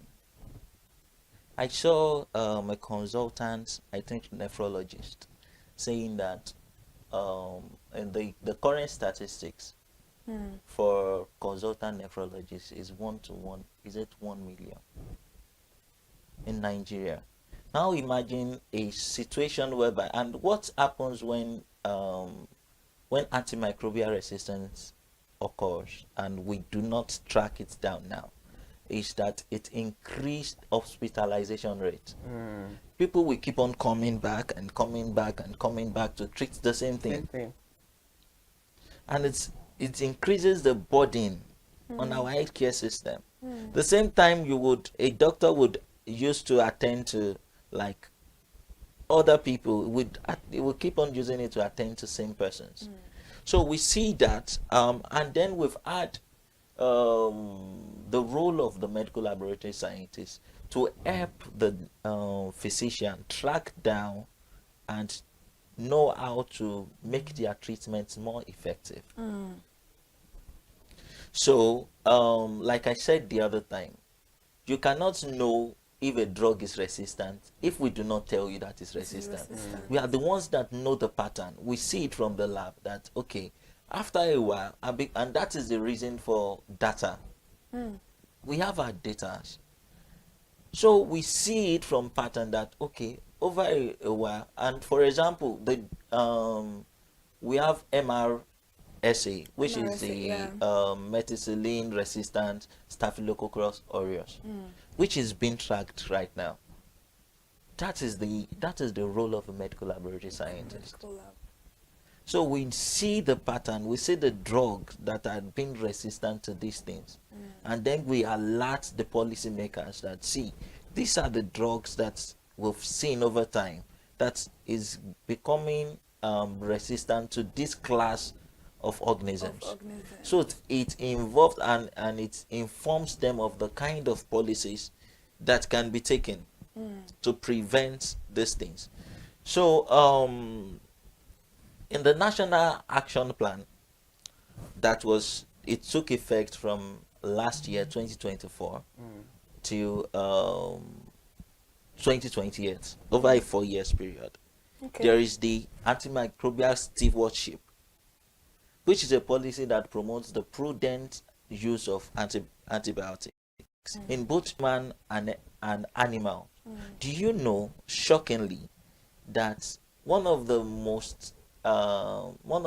major contributors bottles I wanted for to ask drug you resistance. this particular question. Yeah, is from animal. I wanted to ask you about agriculture, livestock. Yeah. That's where my question is going to come from, because Yeah. it's very, like, I'm aware of the fact that the medication they use in treating what we ingest can also cause a lot of antibiotic deposits in our body. So I wanted to ask you that, I wanted you to even explain in great detail how that's, because a lot of Nigerians consume chicken, beef, pork, stuff like that, and these are the medication that these what will I say it? Will I say the owners of this poultry, they don't even have the knowledge. It's not as if they have a veterinary doctor that is taking care of their livestock. They just maybe let me just put antibiotics. Let me grind it into the water they are drinking. Let me do that, and then they are feeding these people these things, and for us consuming it also is depositing in our body. I wanted you to explain that for me. Those are one of the questions that I wanted to ask you. Okay, so you see, we in this our country, we are used to, we believe so much in knowledge that we don't have. Some of us, we've turned ourselves to doctors, we've turned ourselves to veterinary doctors, we've turned ourselves to mechanics, we've turned ourselves to talk about anything. Jack of all trades. So, and this is creating more harm than good. It is very right that antibiotic deposit comes from this livestock that we consume. Yeah. Talk about cows, chickens, and all that. So sometimes the antibiotics being used for this treatment in this poultries, sometimes they are used for prophylaxis. That means they don't see anything happening to those chicken or those birds or those, just before anything happens. Yeah, they do it every morning. And that puts the drug deposit in the meat that is produced from this livestock. So no matter the cooking that you cook, is still going to be there. Still going to be there. It's not an organism that dies by maybe you eat them, you subject them to high temperatures and all that. No, that doesn't happen. So that means this particular drug doesn't have any effect, like negatively, because if they are giving it does. So no, I'm talking about the livestock, not us. Yeah, it does have a very, very bad effect on us, because that's what I'm talking about right now. I'm talking about the livestock because I'm wondering how an animal will be taking this thing, and then the last consumers of this thing, are going to be the ones suffering from it. So that means maybe it doesn't have any effect on the animals, or what? Why exactly are they giving the animals those things? Drug resistance to happen in animals. It does. Okay. It does. Okay. And what happens is that when we now consume this produce, we take these, we call them superbugs, because they've been exposed to these drugs over time, and they've built immunities against them. And that is one. And we have zoonotic diseases, which is from animals to humans. Yeah. So as it affects them, it affects us too. Okay. And that is where the role of policies come in. That is where it comes in. All right, interesting. I know you're enjoying yourself on the conversation this morning on Perspective. We're discussing the crucial role of medical laboratory scientists in the fight of antimicrobial resistance, and we have Mr. Oluwafemi Peters Oladele on the conversation. Let's go on a short break. When we come back, we dissect and ponder better on this issue. We'll be right back. Thank you so much for staying with us. Please sip your coffee. We'll be right back.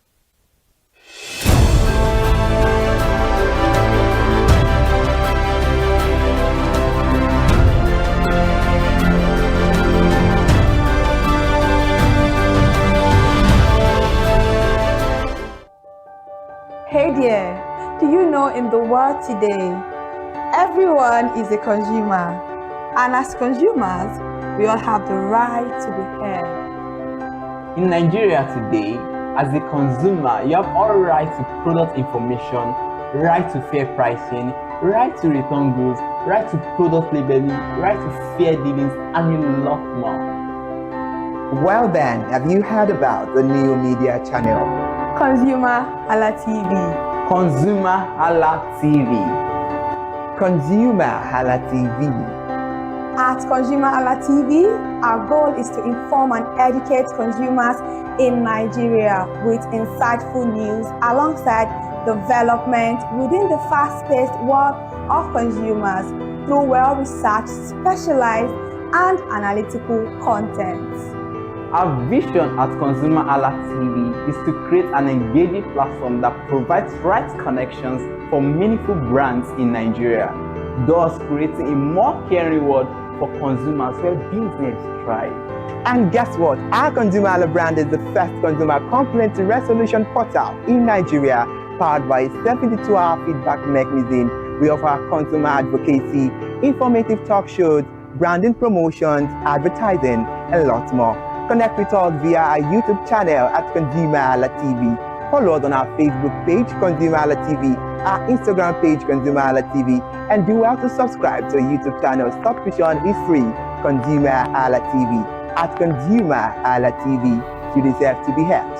At ConsumerHalla TV, you deserve to be heard.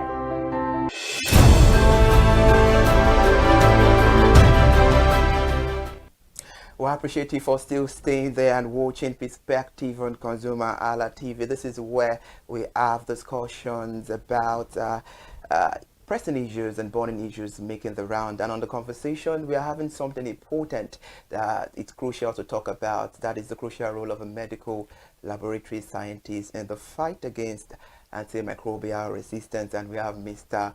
Oluwafemi Peters Oladele on the conversation. Now let's get to it. What are the implications of AMR on Nigeria's healthcare system? So when we talk about how this directly affect our healthcare system, one of the things we'll talk about is the effect of AMR, which is treatment failure.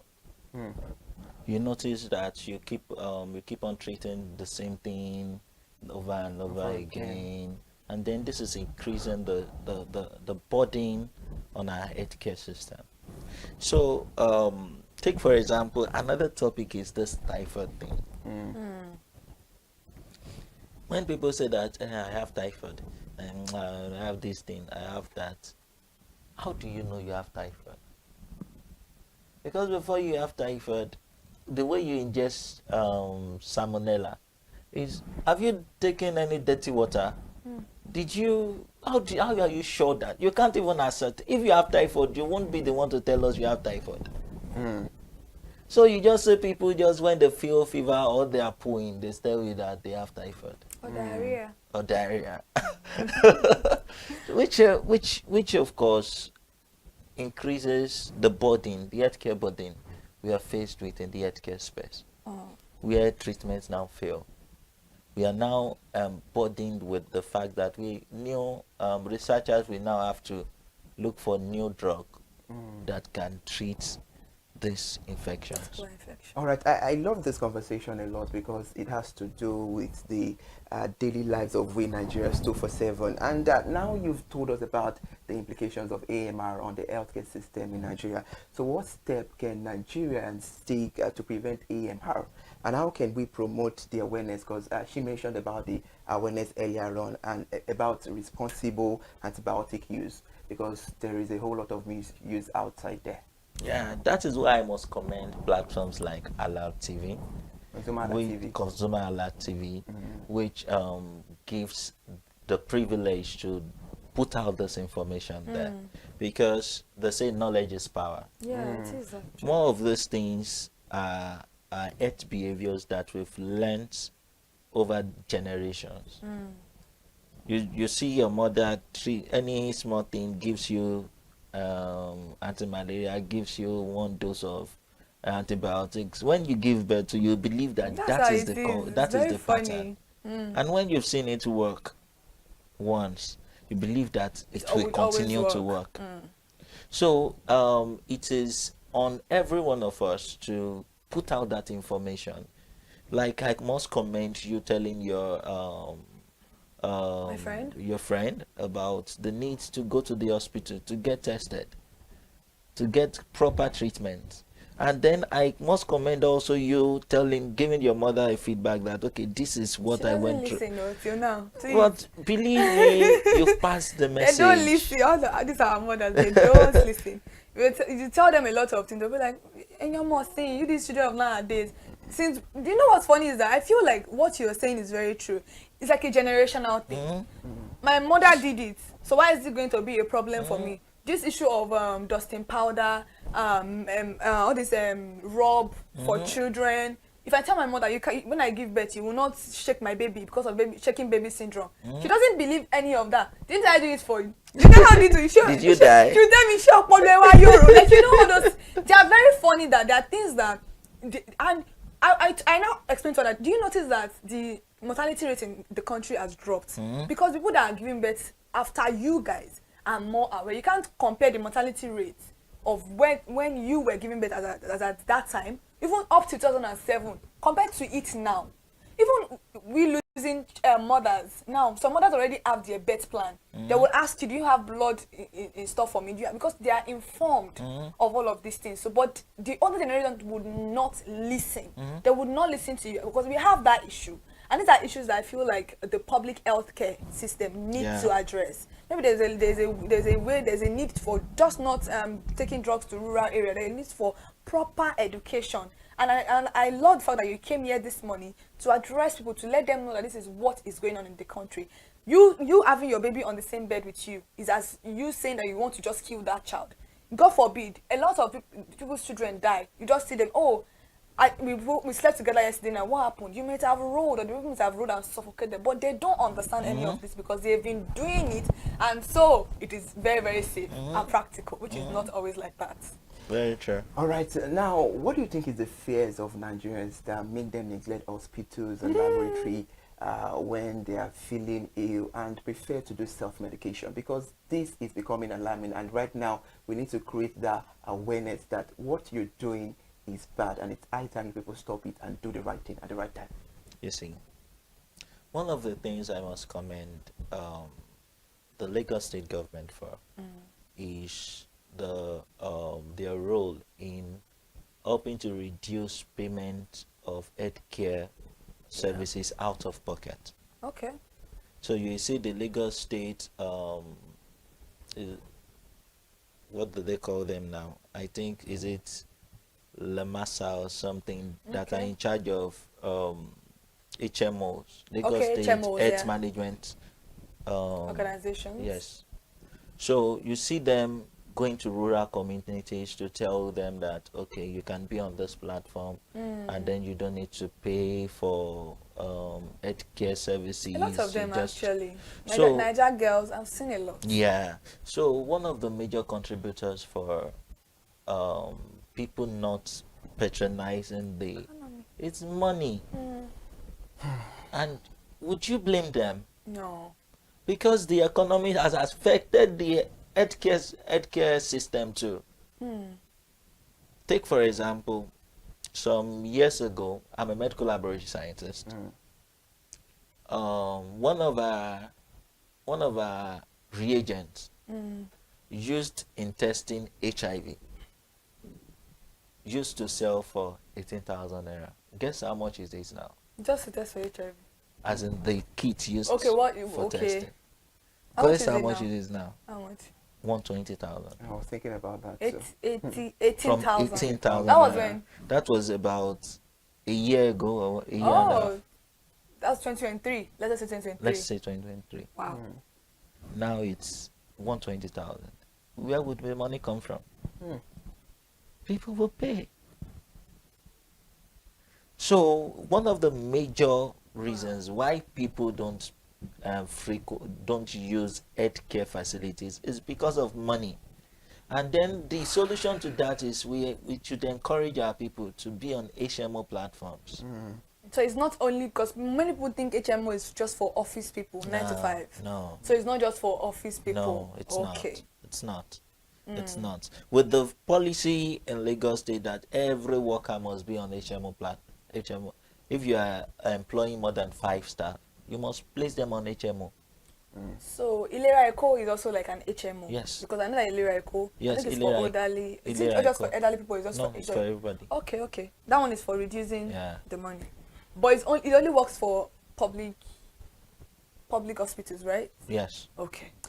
You've commended the Lagos State government in charge of HMOs and all of that. How can the government and the private sector support the medical laboratory scientists in the fight against AMR? Okay, one of the things that we can do, and we that will help the system, is for research and development. Okay. Because when this occurs, new drugs must be discovered, and also funding. Help our system to get funding, so that we can help better place our healthcare system. So there are many ways, and help in surveillance also. So these are ways that the public and private partnerships can help in curbing this particular issue, because it's a menace. It is. It is a menace. According to the World Health Organization, about 1.2 million people face this yearly. Yearly, not the total. Wow. All Sorry, right. before you Okay. go, because I know we are almost at the end Definitely. of the program, I want you to help educate the audience watching right now at home, and people are going to still watch the program after we are done with this program, about the fact that AMR is a very important conversation and it's a very important issue that is affecting us. Does it have a cure? These are things I know many of us will want to know. Is it curable, or once you have that particular resistance, you have to be placed on other diagnoses? Well, antimicrobial resistance for organisms, it's not curable, and it's not, how do I put this now? Malaria is UTI is an infection, it's a disease. STIs can be diseases and all that. But for antimicrobial resistance, it can happen across board. It can happen to just anything, any disease. So if you are resistant to a drug, the thing is that we try to get other drugs that can work for you. That's what I was talking about, the personalized medication. So, and that's a lot of money, more than the one you're supposed to avoid. The thing is that if a drug A doesn't work for you, we look for higher strength, which will cost you more money. You could have avoided that by going to the hospital or by going to a laboratory to, check on what is going on. So what we are saying is that if you develop this particular resistance, which is AMR, antimicrobial resistance, there is no cure for it. So you need, you and your medical team need to look for other medications that would work for you. And trust me, if you don't know that you have this particular issue, it is also an issue that can lead to death. Am I right? Yes, yes. Because there's some people that go for major surgeries and then they have infection from those surgeries, but you cannot treat them with antifungal or anti-malaria anymore because you're already used to that particular one and it's not working for you. And these infections can be, a facilitator of death. A lot of people have died due to this particular issue. So that's what we are talking about this morning. All right, Thank you. interesting. Now to brush things up, because we have to round the conversation up this morning. What message would you like to convey to Nigerians about the importance of the medical laboratory scientists in combating AMR? What I would say to us is, beyond seeking medical attention, make sure that when you have things like UTIs, get tested. Exactly. Because that's the only way you can know what drug will work for you. That's true. Drugs is not one shoe fits all. It's not one shoe fits all. The same this infection that person A has and person B has, maybe one of the drug can treat A and not treat B. Really? So it's due to the exposures we've had over time. Okay. So the thing is, when you have you believe that you are feeling sick, seek proper medical attention. Please do. And then when you need to use antibiotics, your doctor needs to use antibiotics on you, get tested. All right, interesting. It's been a insightful and engaging conversation with the help of Mr. Oluwafemi Peters Oladele, joining us on Perspective Live in the studio this beautiful morning to talk about the crucial role of a medical laboratory scientist in the fight against antimicrobial resistance. And hopefully you've said all these things. I hope we, because I don't want to use Nigerians, because we all are Nigerians. So I hope we act swiftly to all these things, and definitely we might overcome the issue of AMR in Nigeria. It's a very beautiful conversation. Mr. Oluwafemi, thank you so much for joining us on the conversation once again. All right, we need to bring all things to an end on Perspective, another beautiful edition of Perspective. Will be back tomorrow. Remember, Perspective is where we talk about all the pressing and burning issues making the round. I am Iri Ayo Mikuleke. Bye for now, and do well to enjoy the rest of your day by being productive.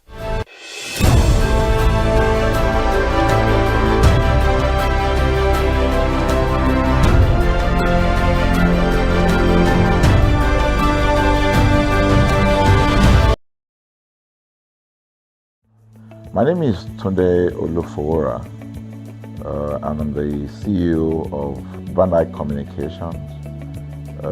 We are the we call the publisher or the owner of the new initiative called ConsumerHallaTV.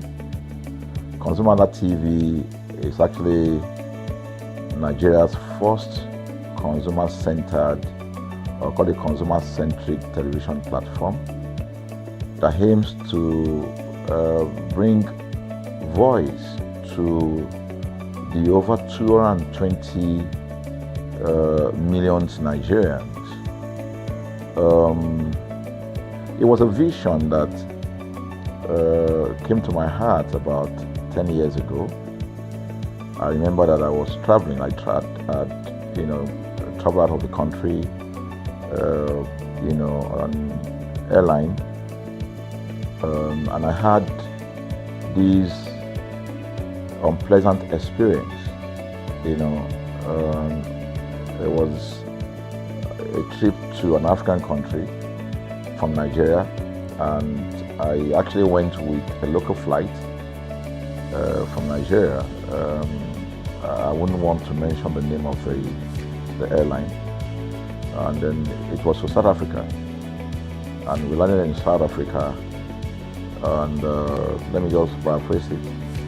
When I was coming back, I had some money, some dollars, and that someone had given to me to hand over to another person in Nigeria. So I wanted to help out. I didn't want to carry the cash on myself. So. For whatever reason, I had a small case, and I felt that it was safer for me to put the money in my luggage. So I put it in a safe place in my luggage, got everything intact, and I checked in my luggage.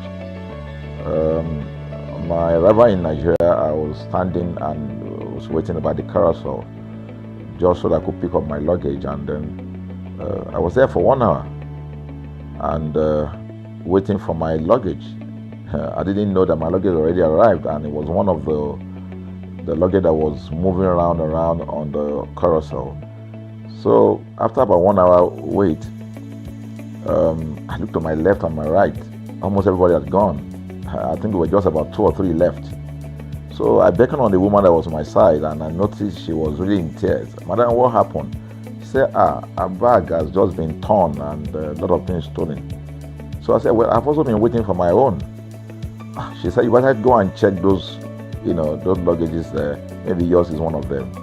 And lo and behold, I went around there. Mine was one of them. By the time I got it. Everything inside my luggage was gone. All the valuable things there were gone. To cut the long story short, we felt there was need for us to report the case, at least to the airline. It was in the night, about 8 o'clock or 9 o'clock. We went in to go and see the officer that was in charge. As soon as we got in there, the officer said, "Oh, so sorry, but you will have to go to our head office in somewhere in Victoria Island, to lodge a complaint." Okay. So the next day we went to the Victoria Island and we lodged a complaint, and that was it. And since that day, I'm talking a story of over 10 years ago, I didn't get a call, not even a call from that airline to talk to me about what happened to my luggage. Now, about a month after that trip, I had another opportunity to travel out of the country. This time around it was to US, and it was an official assignment. And I flew on, I will mention the airline this time around. I flew on a BA. I really didn't like BA. I usually go with Virgin Atlantic and things like that. But my protocol officer convinced me and said, "Okay, you will love BA. Why don't you go on BA?" Anyway, so I went on BA to US. And of course, when I returned from US to Nigeria, we had to do, of course, there'll be like a connecting flight, from Heathrow.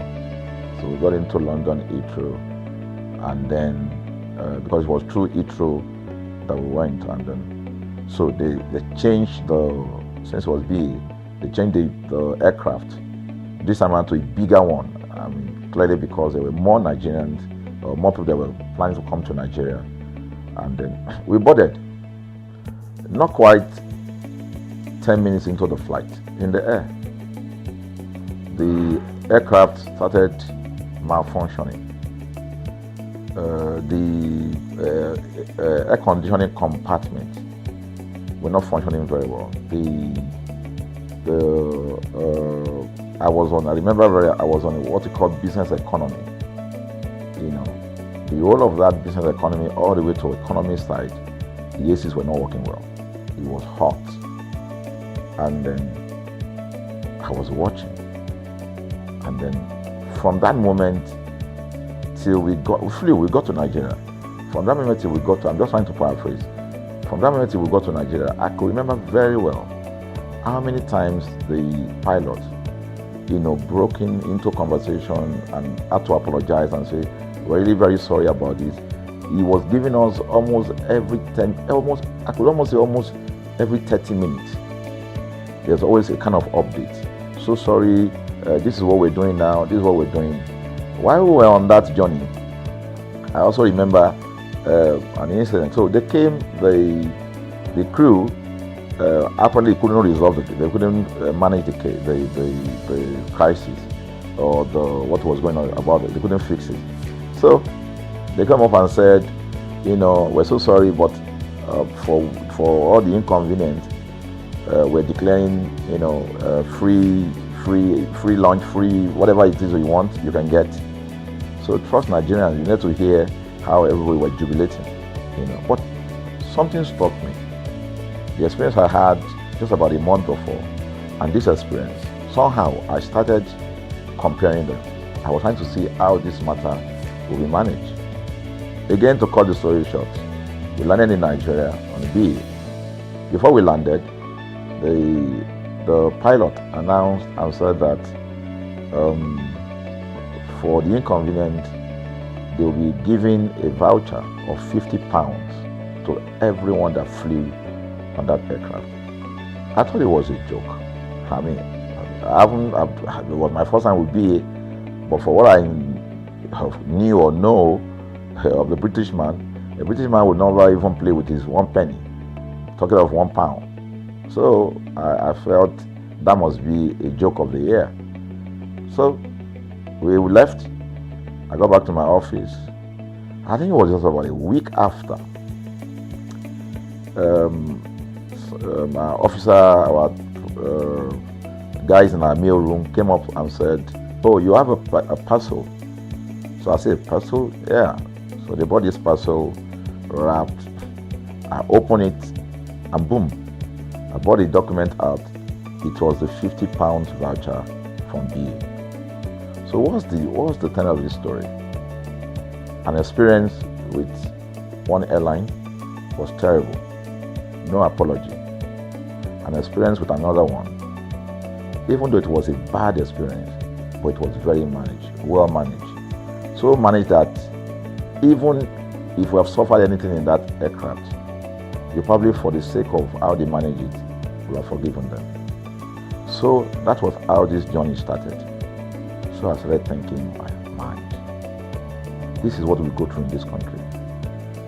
But are we different from other nations? So God put in my heart the idea of ConsumerHalla. That's why the Hala came with consumer.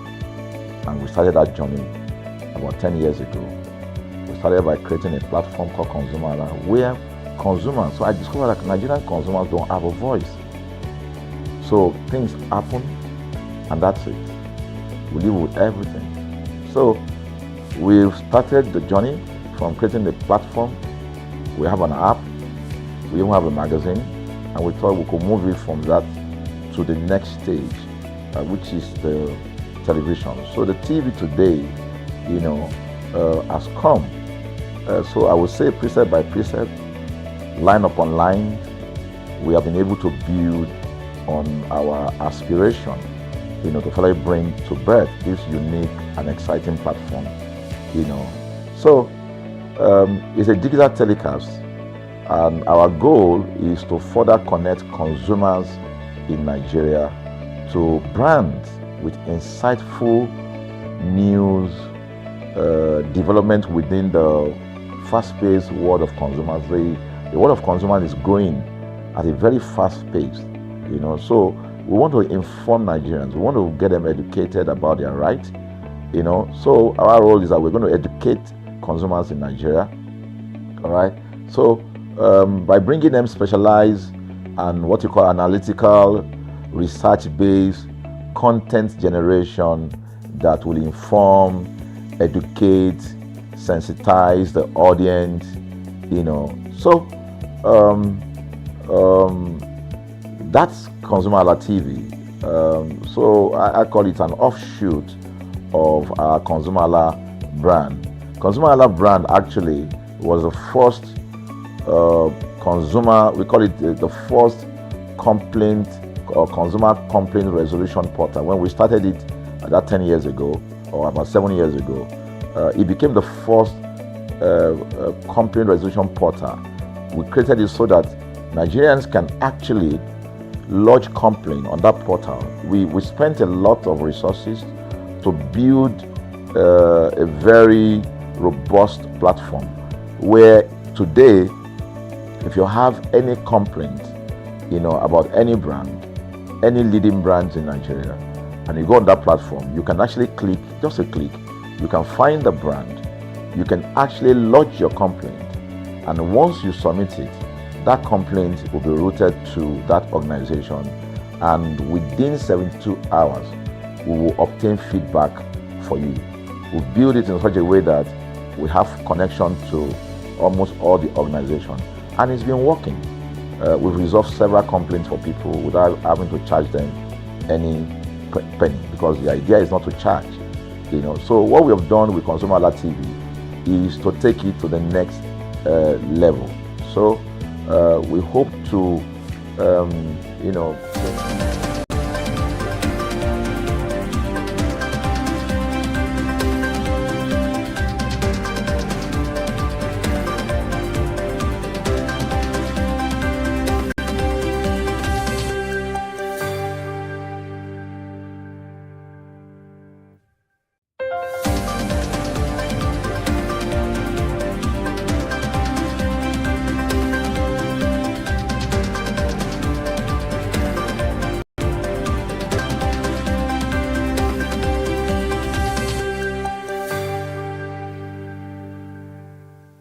Good morning, everyone. Thank you for joining us on ConsumerHallaTV News at 10. And this is where we give you the latest news update happening around. I am Ire Ayomikwale Ike. The Petroleum Product Retail Outlet Owners Association of Nigeria's urged the federal government to channel gains from the current surge in global oil prices into investment in Nigeria's gas infrastructure. Dr. Bill Giles Harry, the national president of Petron, said this in an interview with the news agency of Nigeria yesterday while reacting to the implications of the Middle East crisis and rise in oil prices for Nigeria. The remark comes amid renewed tensions in the Middle East, where the ongoing war involving Iran and the combined forces of Israel and the United States has disrupted global energy supply and pushed crude oil prices higher in the international market. Away from that, Togo has expressed its interest in increasing electricity import from Nigeria through the Niger Delta Power Holding Company as it seeks to meet rising domestic power demand. The managing director of the Niger Delta Power Holding Company, Jennifer Adigije, disclosed this in a statement released yesterday after hosting officials from Togo National Electricity Utility for discussions and expanding existing power supply cooperation.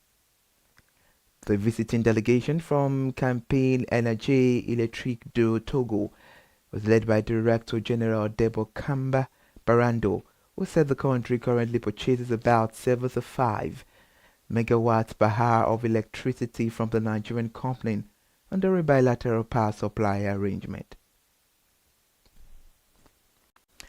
Let's give you this report from Lagos State as the Amalgamated Union of App-Based Transporters of Nigeria, Lagos State Chapter, has announced a 3-day strike starting from yesterday, citing poor working conditions and unsustainable fares.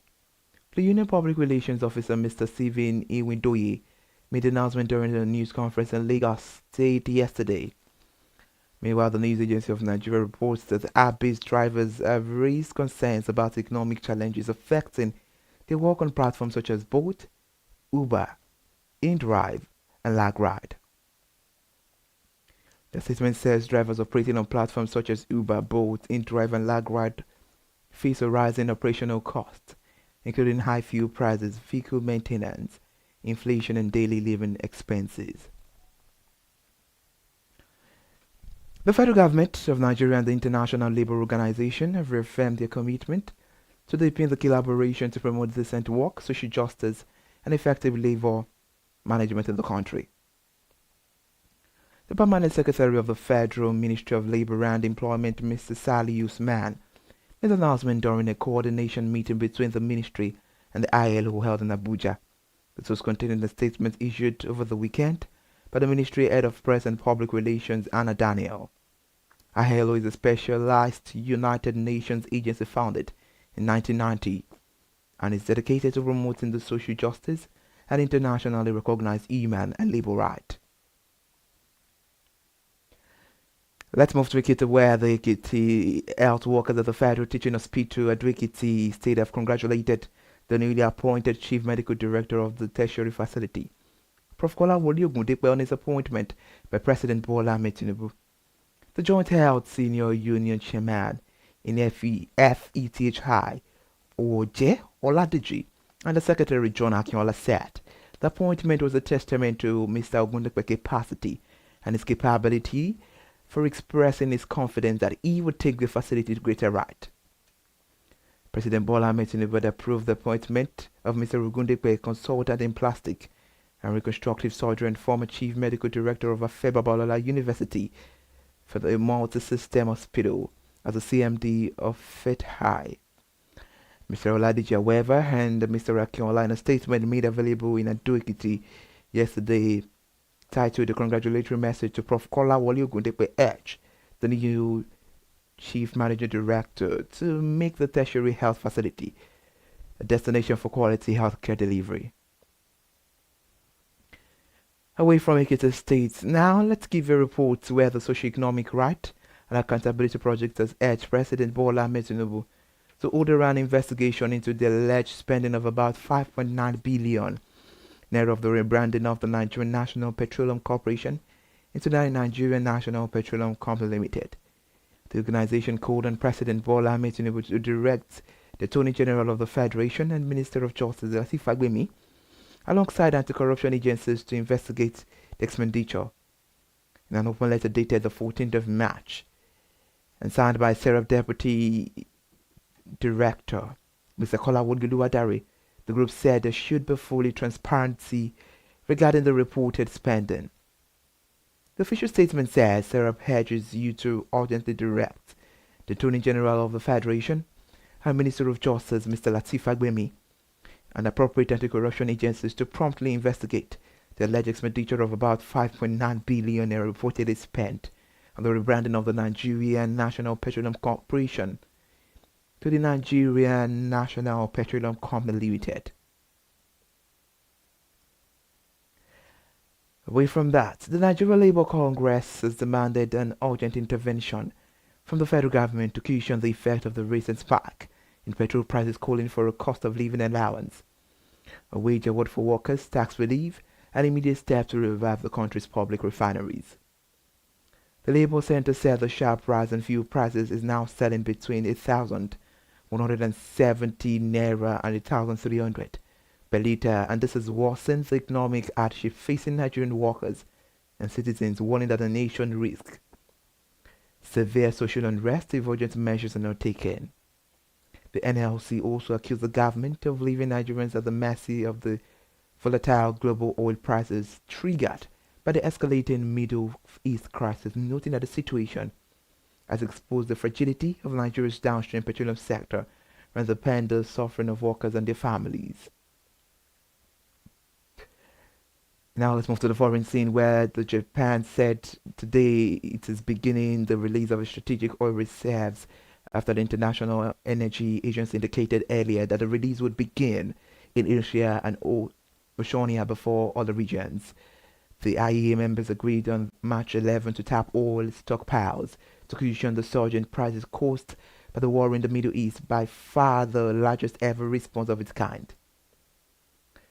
Meanwhile, Japan, which depends on the Middle East for 95% of its oil imports, said today in a notice in its official government that the level of oil reserves in the country is being lowered. The media note that the issuance of the notice compels managers of oil reserves to release part of their stockpile to meet the new standard. As many Japanese media interpreted the notice as confirmation, the release had already begun. Meanwhile, Minoru Kihara, the top spokesman for the government, said that today the country would release 15 days worth of private sector petroleum reserves. And the Japan strategic oil reserves are among the world's largest and stood at more than 400 million barrels as of December. In the new light, Nigeria has reaffirmed its commitment to advancing gender equality on the global stage as the Federal Ministry of Women Affairs and Social Development convened the second edition of the Nigerian Women's Event, while reinforcing the administration focus on women rights, family resilience, and inclusive development.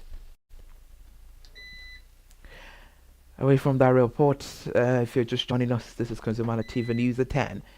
Let's go on a short break. We'll be right back.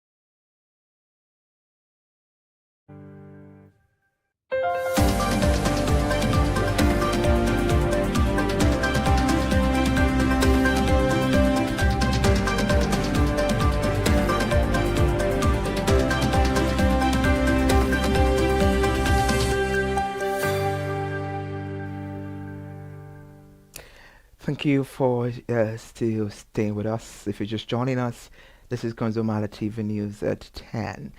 And right now, thousands of our national diploma graduates from polytechnics across the country are stranded months, and in some cases years after graduation, as they await mobilization for the National Youth Service Corps.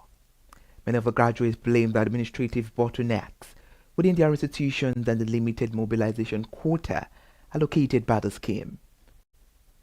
Newsmen said that the prolonged delay has left many affected graduates unable to secure employment or advance their careers, while some graduates initially linked the problem to admission documentation processed through the Joint Admissions and Matriculation Board. Meanwhile, the board has clarified that it does not handle admissions into higher national diploma programs, shifting the attention to institutional clearance processes and the NYC mobilization framework. That's all we have for the news at 10. I am Iri Ayomikole Eke. Thank you for joining us. Good morning.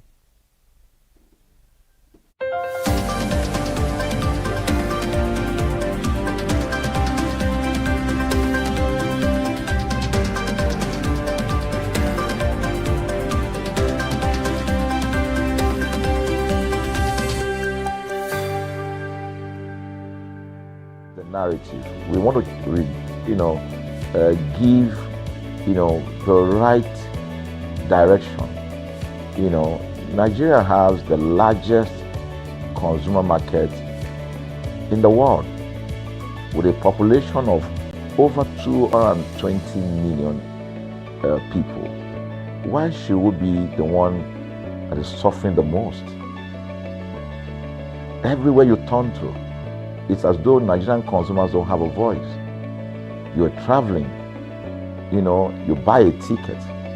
For whatever reason, an airline will wake up middle of the night,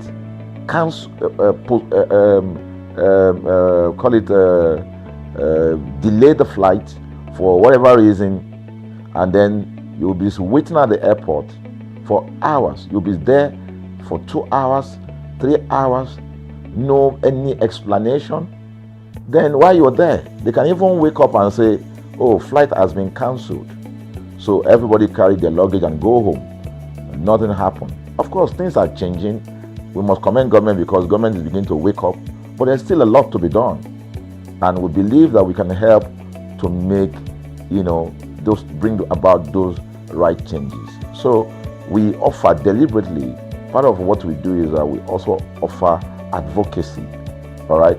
We're not just an advocacy organization, but we offer advocacy. We have a legal team. We have lawyers that are registered on our platform, all right, that can also take up cases, okay?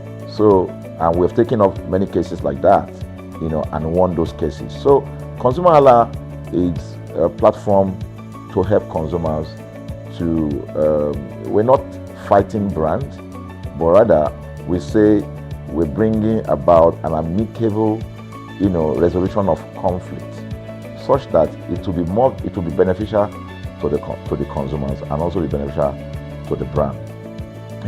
I remember the word of Jeff Bezos. Bezos is the founder of Amazon.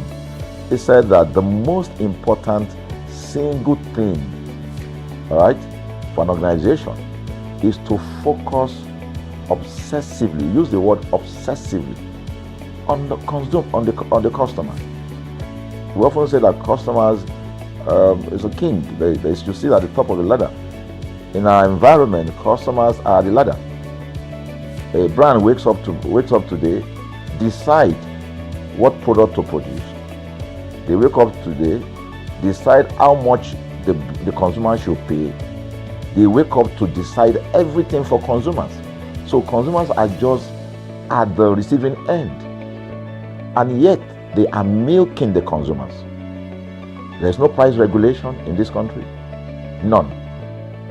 People just wake up and fix prices. Look at the power. Government wakes up, we change policy, we wake up and we get people to pay more. We think it's time for consumers to begin to speak out.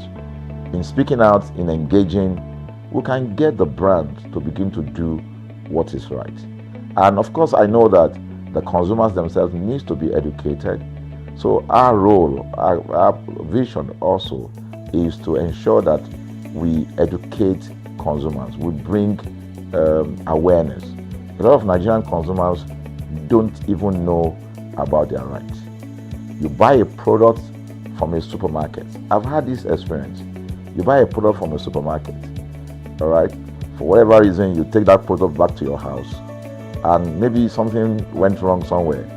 By the time you take that product back to the shop where you bought it from, and you say, Oga, this thing, you know what's going to tell you? Oga, na me make am. Na me make am, and that's why I buy am. Meaning that there's nothing I can do to the product. So you lose the product, then you lose your money, because the money is not refunded. The product you can't use. Only in Nigeria. Only in Nigeria. Let me give you another experience I had. In the course of this, because I did a lot of, I went around, you know, in doing this. I was in US, I was in UK, I was in South Africa, I was in Germany, just because of this, to just study the environment. You know, I was in a friend's house in UK, in London, you know, and then what happened? We were going to go out, and he was going to dress up. So he said, oh, to me, I was seated in his sitting room. So he said, oh, wait a minute, I picked up an iron, that's the pressing iron, 2 days ago or so from a store. You know, oh, let me try this, let me just stand, use that to iron my shirt, and we can go out. So I was seated, the TV was on, I was watching. While I watched him, he brought out the pressing board, you know, spread it out, brought the iron out in my presence, plugged in the iron, and then as soon as he switched on the power button, we just had a spark. Boom! Ooh. The guy was raged. Then he goes, what just happened? So he said, no, these guys are in trouble, they're in soup. I was thinking, what are you going to do? You know, I was trying to compare that experience to what through the call they could trace where he was calling from and who was calling. He said, yeah, I pick up this number, I pick up this number, I pick up this iron yesterday, and guess what? I just plugged it to power, and then this thing just, you know, stopped, didn't work. At the other hand, I could hear the voice, oh, we're so sorry. We're sorry about that. And they said, this is your address, yeah? Don't worry, we'll get you a replacement. All right. So my friend handed the call and dropped the. So I said, so what's going to happen? He said, don't worry yourself now. Shebi, we're here. They will bring a replacement. I said, they will bring a replacement. He said, yes. I said, they won't even try to check whether it was your fault, because it could have been your fault. Maybe you didn't do something well about the first. No, it can't be his fault now. Shebi, it's a brand new item that he bought. While we were still talking, in fact, I'm not even sure it was up to 30 minutes or so, we had a knock on the door. He himself said he must be the dispatch person. By the time he opened the door, it was a dispatch man that was on the other side. And then the dispatch man was at the door. Just watch this. Was at the door. I was seated in the sitting room. The guy was at the door to meet with the dispatch guy. The dispatch man that brought the replacement iron, you know, I heard him say, we're so sorry. So I was so shocked.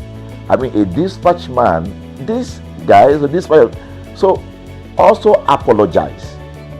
I was so touched by that. Even a dispatch man was so trained, you know, to tell the guy, we are so sorry. And guess what? He brought the replacement iron. By the time my guy opened the iron, it was a bigger size iron. So they replaced with a bigger size iron. The guy never asked for the one that went bad. He didn't say, okay, where is the other one that we gave to you, so that he could take it back? No, he just bought a new one and gave it back. So I asked my friend, I said, can you interpret this to me? He said, here in London, if they didn't do this, they know the next thing I will do. He said, I'm just going to grab a lawyer, and I'm going to tell them they've destroyed something in my house. By the time I'm done, they will pay through their nose, because the brand the consumers are conscious of their rights. In Nigerian consumers, even those who are aware, won't even take the battle up. Everybody just go, what can we do now? Today they wake up and ban this. What can we do now? So we're going to change the narrative. We have to stand up.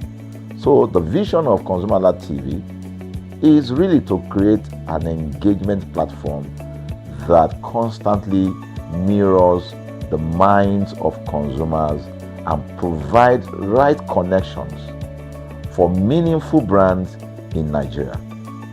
Thus, we believe, will be forming part of that our overall vision, of creating a more caring world of consumers where businesses thrive. So, I think that we'll make our impact. We ask you to join us on this journey. ConsumerHalla TV will drive engagement. It will also be there to help to promote brands that are doing what is right. So we're not out to criticize any brand. Rather, we have to complement what the brands are doing, because there is no organization that or a business that was set up to fail. Nobody set up a business to fail. So there are just gaps that need to be fixed. So together we can fix things, and together we believe that we will create the right story for consumers in Nigeria. Thank you very much.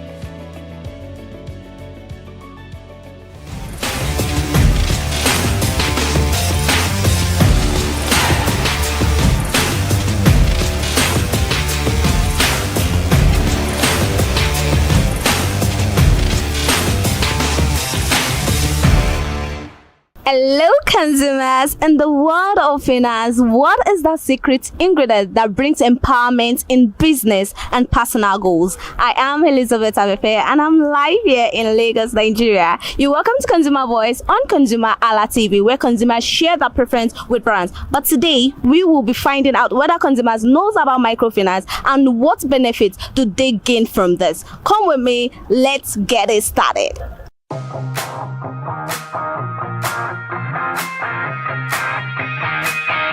Good morning, sir. Good morning. How are you? I'm doing good. Oh, you look good, by the way. Thank you, you too. Thank you. What is your name? My name is Ajoy Idowu Adebola. Okay, so do you know of microfinance bank? Of course, a couple. Have you used them before? A lot of times. Which of them? I think the last one I made use of was, I think, Ibile Microfinance, owned by Lagos State government. So apart from Ibile Microfinance, which other microfinance do you know of? I know there are a lot of them there, but I've used Headstone, and there's one at Ikeja bus stop, before the bridge. I can't remember, but it's, not Asha. It's on the right, after Airtel. Is it before Airtel or after Airtel? AB Microfinance, yeah.